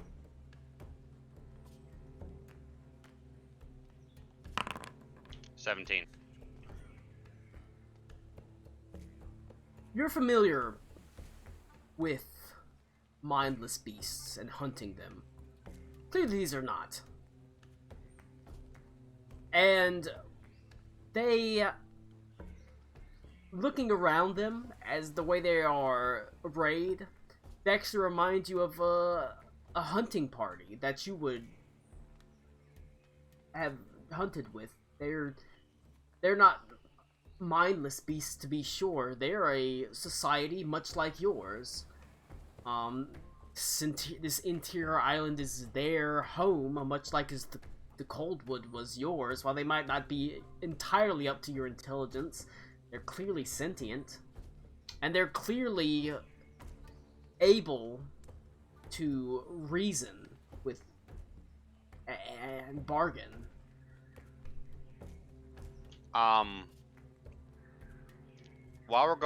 When we go with them, Colin, I want to kind of show them how to, using Steiners, how they can use animals to hunt with. There are indeed animals here that are of a lesser intelligence that they could use. Specifically, you've seen some very large iguanas that could be used as some sort of pet, and you know, you could be an important bridge between the actual villagers and this basically proto-human that exists within. There's no reason they can't work together. This is both of their islands. It's something to be shared between two sentient creatures of nature. Henley is the missing link. Oh my god. I mean, we already knew that, didn't we? Well, I'm just shut up, Connor. I'm letting Henley get in on the shit because this is his wheelhouse as well. What do their weapons look like other than the guns? Simple, sharpened sticks. Some of them do have obsidian tips on them. Stone tips, so they're definitely tool makers, although not advanced to the point of metallurgy or anything like that. Anybody hurt or injured in this hunting party? Actually, you don't see anybody currently hurt or injured, but you roll a medicine check. Ooh. Are you sure? It's not a hard medicine check. See, I look, guess one. you can see that a few of them do have slash marks and bite marks on them, where as if matching many of the slash marks that you currently have against the saber-tooth cats, but they also look like they've had time to heal as if they had been treated, so they do have a rudimentary medicine as well. Like I said, they are an intelligent society. They have their own weapons, they have their own medicine, and not only are you trying to deal with the saber-tooth cats, you're trying to bridge this divide between this one sentient species, the Bushmen, and this other sentient species, the villagers. No, Tolinyag and Temujin are pirates, but the kid is dressed like a native. Do they seem apprehensive about him? Yes. They don't trust him. They keep a distance from him. Do we have more of those? We have more of those teeth. You got, But yeah, these- you got a few. So we have 4 total. I'm gonna four give total. Baki one of the teeth, and I'm gonna tell him to give them one of the teeth. If you think it'll help. I'm gonna be with him too, since they kind of trust me. I'm gonna try to show that he wants to help them. I'll give him a performance check with advantage, which he does okay on. He's very Did he get 2 apprehensive. too? No, he got a 4 and a 10, so he gets, and his charisma is higher than 0, so he's got like an 11, which is okay. He's very nervous whenever he presents it, and there's initially the chieftain kind of snatches it from his hand, but he doesn't run away. He looks at Batu, and then he looks at the tooth, and then he points to the gun at his side, and he points at the gun on Batu's chest, and then he points at Batu.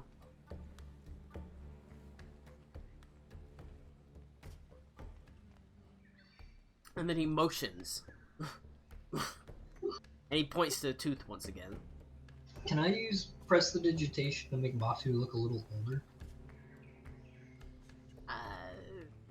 I'll Is that reaching? allow it, but it's not. It's like- it doesn't. It yeah, doesn't. I- It's not going to do anything.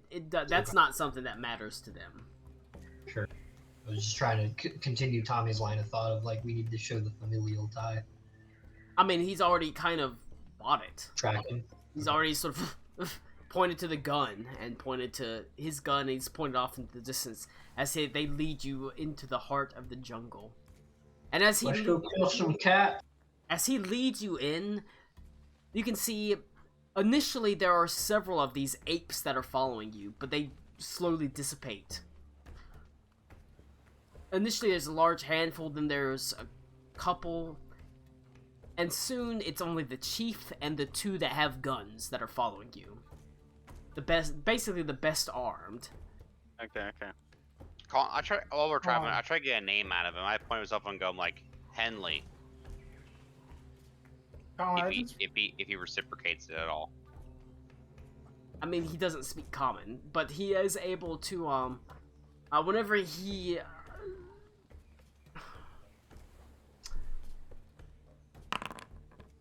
he doesn't seem to understand you whenever you're making Henley and sort of motioning for yourself as a name. Colin, I just realized something Yeah. real fast. I'm sorry. You said you had this sick ass jungle music and it hasn't played once yet. Is it not playing for you? I just realized it hasn't. I like it's just jungle sound for me, so it's It's just. just jungle. It's doing It's the not classic where the audio just doesn't work on Foundry, Colin.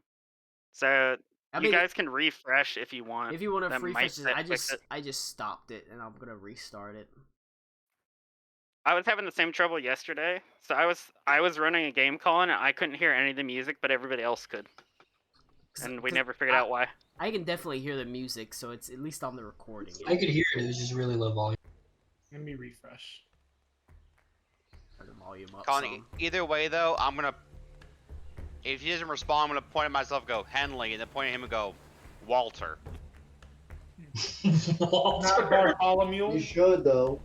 That's so baller. I want him to be Walter. I love it. Right. I mean, he Walter doesn't have a Bartholomew. common name for himself, so it's not out. It's not unreasonable for him to be that. Hefe. I'm just trying to get him to associate that if I say that, I mean him. Just thought, just I mean, obviously we need to call him Hefe. hey, does Ito like have like pen and paper or anything? Because we could draw, also. Like if we want to put. I thought of that. But You're like I don't- you're like the only person out of the bunch of us I feel like that would actually have something remotely close to stationary. Let me see. I think that is something I would have.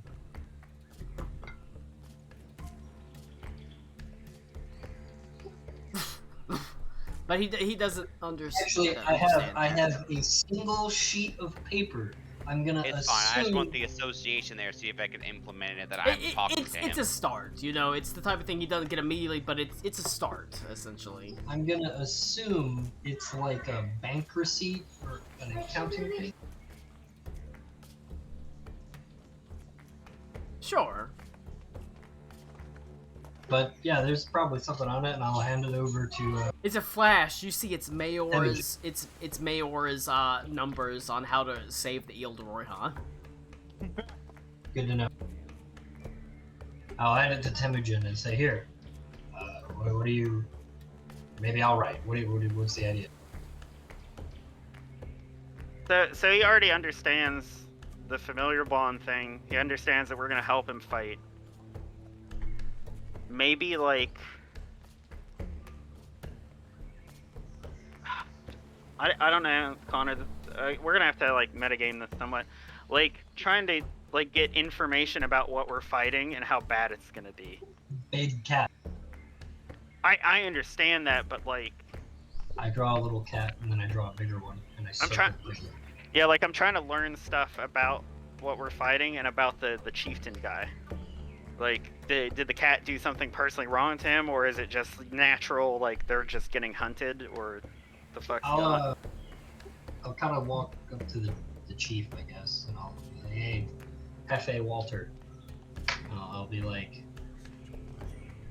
I'll point at him, and then I'll point in the distance where we're traveling, and I'll make like a growling sound, and I'll say, or I'll hold up a finger, just one, and then I'll make that finger go away, and I'll hold up like 10 fingers, trying to see if like it's just one.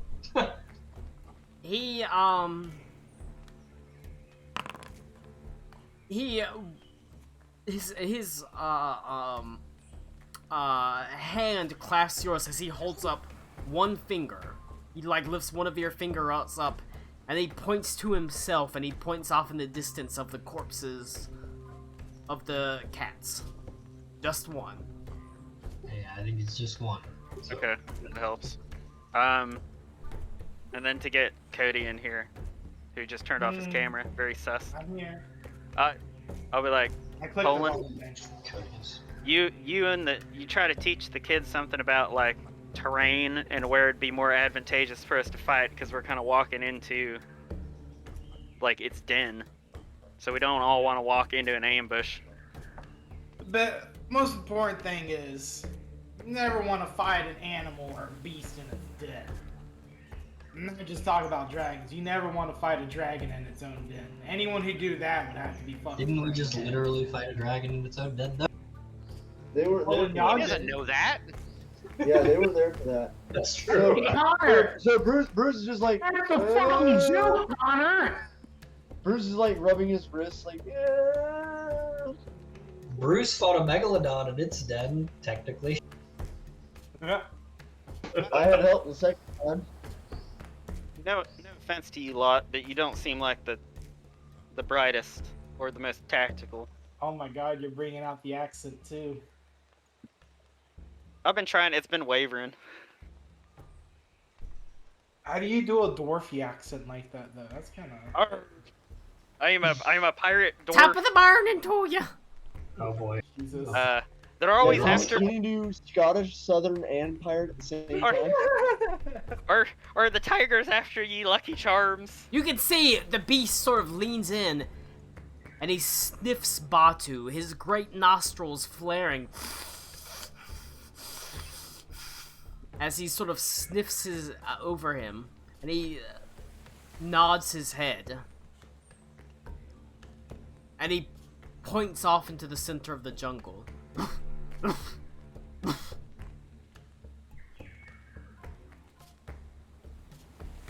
Okay.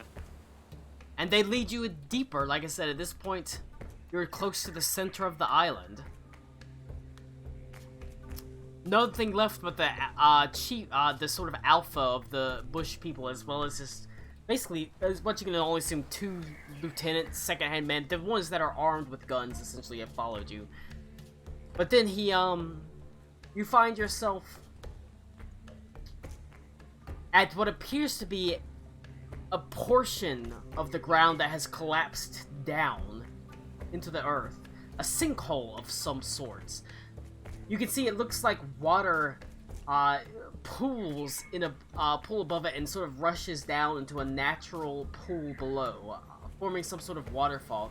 But the you can see the chieftain walks up and he puts one fist on Batu's hand and he points to a cairn of rocks just outside the top of the hole. Okay. And then he points to the gun, one of the guns. Between the two of us, Cody, who would you say is like the nicer of the two, or are we both kind of like? Well, one of you's a dwarf, so. Define nice. Well, like, Nice as a person, nice overall, nice when they have to be. okay, I'll just say whatever I'm gonna say to Tolan Yag, and then we can figure out between the two of us. When the kid sees his dad's stuff or his corpse, he might not have his head right for this whole situation. So if we take him with us, we just need to make sure that his anger and stuff's not gonna get the better of him and get him killed. We're on the side. The kid can't hear us. Look, man, it's been how many years since this kid's dad bite the dust? Like What do you 6. think's left. Ain't What? nothing but bones. We're gonna find bones. Still, when If he, we find bones that can identify him. well, still, the thought might be fresh in the kid's head, and if he sees the thing that killed his dad, he might get reckless.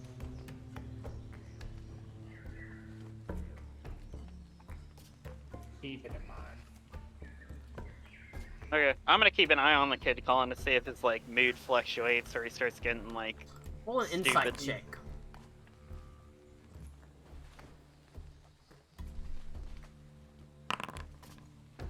I Could mean, have been better. it's higher than his natural 1 that he rolled. Noise. Wow. Jesus, this kid sucks. As he Yeah, he really does. goes to the cairn of rocks, you can see he sort of collapses to his knees and he sort of puts his hands on the rocks. You can see the tears brim in his eyes. As you see he's at the edge of this sinkhole.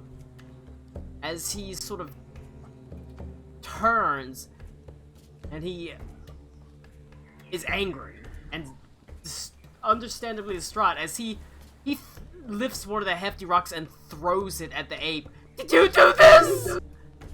Oh, Did you do this for their guns? Do I have the speed necessary to intercept the rock? Yes, but it'll be an attack roll against you instead of the ape. It's fine. I'm gonna take it. What the fuck? He rolled another natural one. Can we kill him? Right. He Can rolled we another replace him one. with a different kid? It just sails past him. What is replacing with Walter? Yes, hello. I would like a different. I like Walter a shot. lot more than Batu for sure. Walter Yes, does. hello. Walter doesn't African get upset Child by campaign. this. I would like to revoke my dollar. Walter does not get upset by this.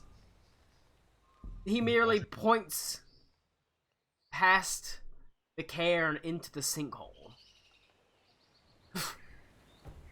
And then he points to the gun and he points into the sinkhole. Oh boy, do I hard ass the kid? Oh no. Is Tolan Yag moving in to do anything with this kid, or is it gonna be me? I'm gonna go ahead and activate this Kid. so I can be finished loading. That's a very conspicuous looking. I think we found the bones. The bones that we seek. Potentially. I'm getting the boner. I'm gonna go ahead and make sure it's all loaded so we can go straight getcha. into it.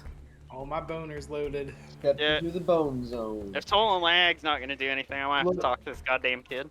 I mean, he's distraught as he pulls another rock and throws it. You can see Before he even does that, kid, don't embarrass your daddy's legacy like that. Your dad was a, what's the word for colonel? For Hero. It is not a word that That's so. it is not a word that translates to the Stalrite common. It roughly translates from Gene Ma to actual like Stalrite common to the grain that bolsters the Great Stallion. sure. Tell me the Gene Ma name, and I'll say that. Cody, I'm improvising this shit. No, Fuck speak you. Chinese, you fuck. This is where you go to Google Translate and you find the best thing that fits. All right, fuck you. Do it, stupid.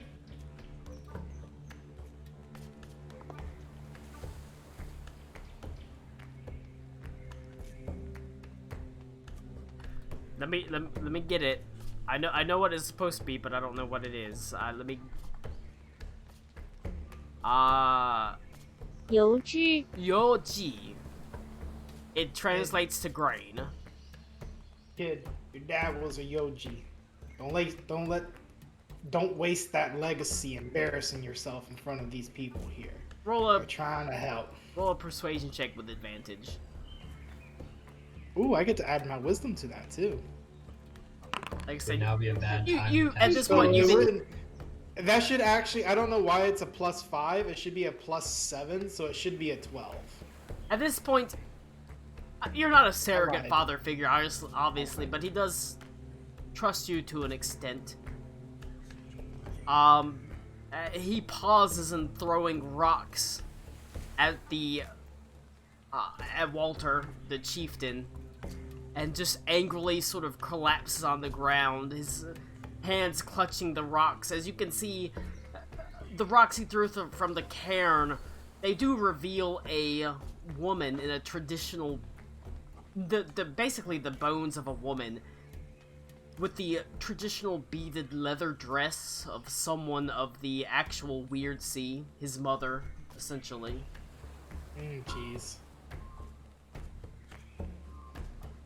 What I'm gathering is that this thing probably killed his mom, and then the dad went to go kill it himself, right? Possibly, yes.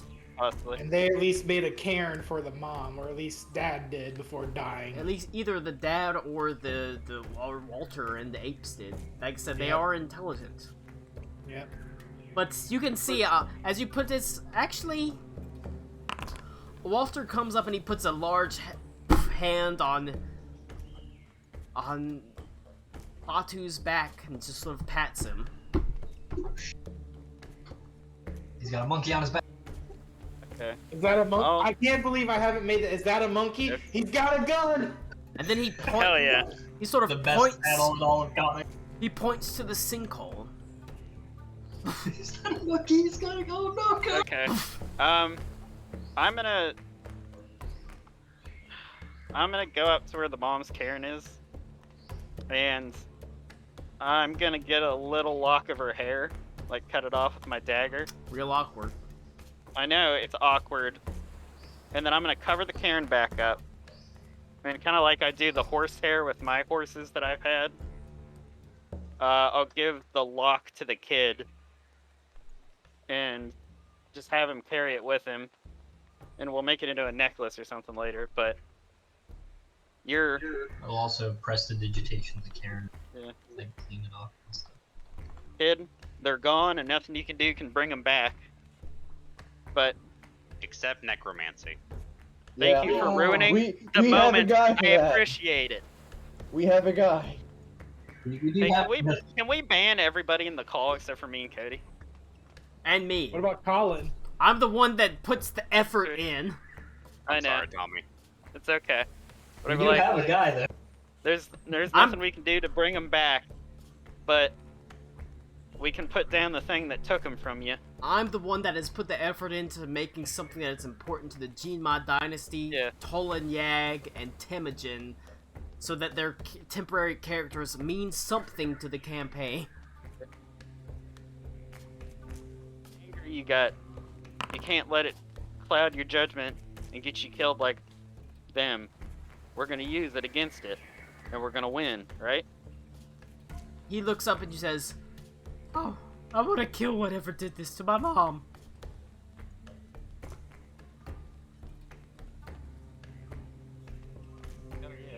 Does he look like more inspired than he does angry, or is he Inspired, still like yes. good? Instead of a 1, he Wanna rolled get- a 19, so he's got a 19 on his inspiration.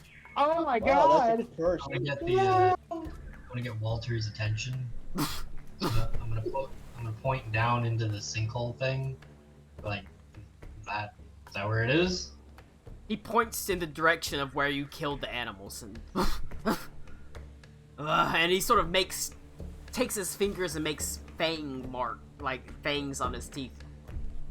How I'll far? put, Okay. I'll put my hand beside me and I'll make it bigger, like the big one. Where's the big one? Points down to the sinkhole, Yeah. and he motions his arms outward, and he makes the fangs.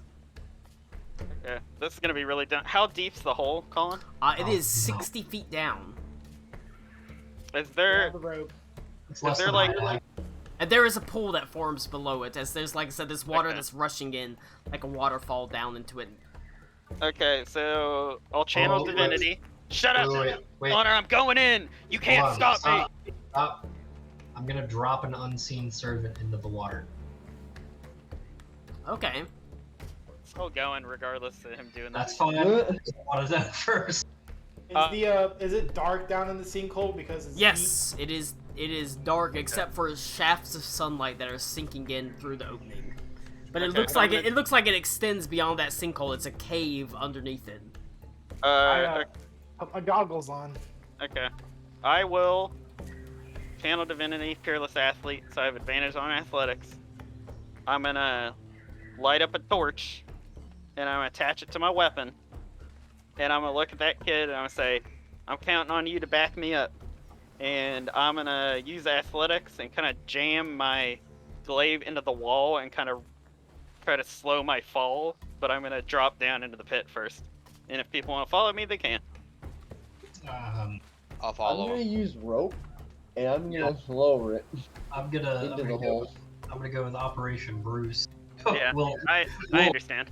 we'll catch up. It was never too Oh, high. I only have 50 feet of rope, so there's gonna be a 10-foot drop.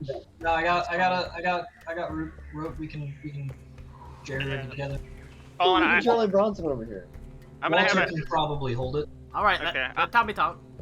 I'm gonna have the torch attached to the butt end so they can like see me as I go down, so it like lights up a little bit around me, so they can see You where do I'm see at the bottom of the ground the very clear skeleton of a man and a horse. Oh, this is the bottom. I'm sorry. I'm an idiot. But everybody who wants to go down, you end up going down the circle, which is in sort of where the water rushes down. So you end up in the water. I'm a feared. I'll ask the kid I was about to climb down Walter this follow? rope. What do you say to Batu? I'm just asking if he's okay to climb down this rope. He sort of looks at you and says, I'm the most sure of anything I've ever been of in my life. Alright. I'll walk next to you, kid, just in case. As he climbs down the with the rope, I'll use my slippers to walk along the wall beside him, just in case. Well, there's no wall beside it. You'd walk along the ceiling, technically. Because it's a sinkhole that just descends. It's an opening into a cavern, basically. However, but that does mean you get to put yourself anywhere you want to. I'll do that for now. Whereas everybody I'll try to walk on the ceiling. everybody else has to come down in the water, basically, as they descend down. But you can be literally anywhere at the edge of the cavern, or you can descend down into the water. I got my goggles on. I can see 60 feet in the darkness. So, Pretty good, actually. yeah, I was thinking of that too, Connor. I love Colin first. But that's what I'll do. I'll kind of walk around. If you want to put a plus 60 on me or whatever. I like I said, I don't have any actual like darkness on here. But But if you wanted to put a plus 60 on me to show that I'm 60 feet above. you're on the ceiling, basically. Yeah. Okay.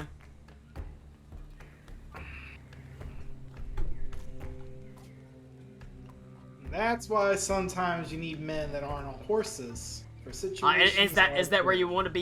You can move yourself anywhere along the actual cavern. And if I ever need to get down, I got rope on me. I can slide down if I need to. Okay. Is everybody else okay with that, with their positioning? What about Steinhertz? I guess Steinhardt would just Come down as well. with me. Alright, Ito, you're... Walter follow. Are you also in the water? If you want Walter to follow, you're gonna have to give him a persuasion check to convince him to fight. As he keeps pointing at the hole, but you can, with your, I'll even say you have the remnants of detect thoughts up. He's scared. Whatever's down here is bad for him. It's caused him a lot of troubles, and you saw the scars on his people. Healed, but still. The bush people have been fighting the saber-toothed cats, clearly, for a while. They've been in constant conflict, and so you see, it means something to him. So you're gonna have to convince him to do that. Just real quick as a side thing, just whenever I could tap the kid, it's more for thematics than it is for actual mechanics, Colin. But I'm gonna give the kid heroism. I was gonna do the same thing to Walter, actually. It's a heroin. Well, you have Yes. to... Roll a, what do you say, Ito, to get Walter to fight? The kid's fucking going. I mean, it's a little bit harder than that to... No, I know. I'll tell him, Just grunt and flex. Hold up one hand, and I'll hold up a 1, and do like the grrr, the big cat, and then I'll point at all of us, and I'll hold up 5 on the other hand, and then I'll have the 5 do this, and cover up the 1. Roll a persuasion check. Persuasion or performance? Persuasion. 31. Damn. It's Pretty you know, strong I'm good at persuasion. 2 things. I'll take the Bless 19 you, since I God damn can't it. speak English. He will fight with you. Let's go! Let's fucking go, Walter! Walter Also, will fight with you. Also, Look at actually, Connor, we don't even I don't know if the enemy has a frightened thing, but if anybody's within 5 feet of me, they can't be frightened while I'm conscious anyway. So if people are on top of me when we're I going don't in, think I have that. He will pull out the flintlock pistol and nod his head, and he'll leap down into the water. Yeah! Let's fucking go.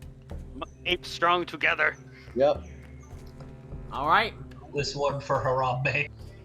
But yeah, just for the thematics, I'm gonna give the kid a heroism to like pep him up as best I can. He only Hey. gets 4 temp hit points, but No, it's you more. know what? That's something. Like I said, he's young. Like, no, the reality is to expect him to be a fighter on your level is just crazy. He's not, but he's a youth that is starting out, that is looking for your inspiration, and that means something character-wise. Not everything has to be down to numbers. It's role playing. It's your This home and your. If it doesn't end like this, I'm gonna be so bad.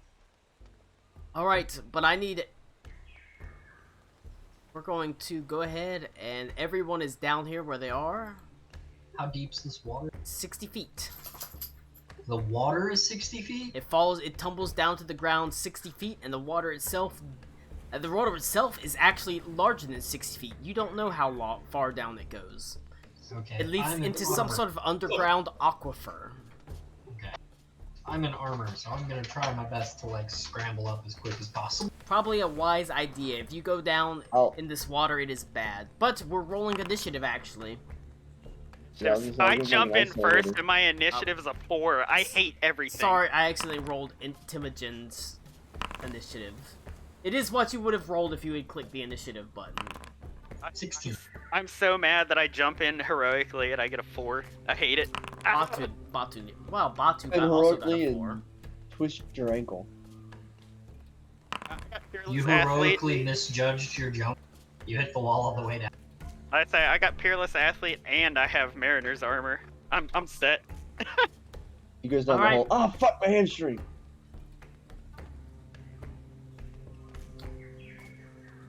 I would like to get this fight done by tonight, because I would like to move on to actually going to the Tidewater Hollow next week. Right. Because this is meant to be, like I said, a nice Tolanyag and Temujin, like Jinma Dynasty thing that all gets like nice and wrapped up. But I'm gonna go pee, and then we're going to fight the Alpha, essentially. Let me go ahead and put on the combat music. The way Colin's talking, it sounds like every 3rd level spell slot's a smite for this one. You must kill. I don't see initiative for Tolanyag. Cody is a. Doing something. I'm rolling his initiative then. You're welcome, Tolanyag. It was a high fucking roll. Alright, I will be right back. I'm gonna go pee, and then we are going to fight. Yeah, me too. We'll figure out what's going on down here exactly. Everyone take a 5-minute pee break. Mainland. You don't just leave Jinma for any reason and expect to come back, expecting to be welcomed. Well, if that's the case, always go back to the mainland here and try to make a difference with what's going on. Kind of teach the kid how to fight.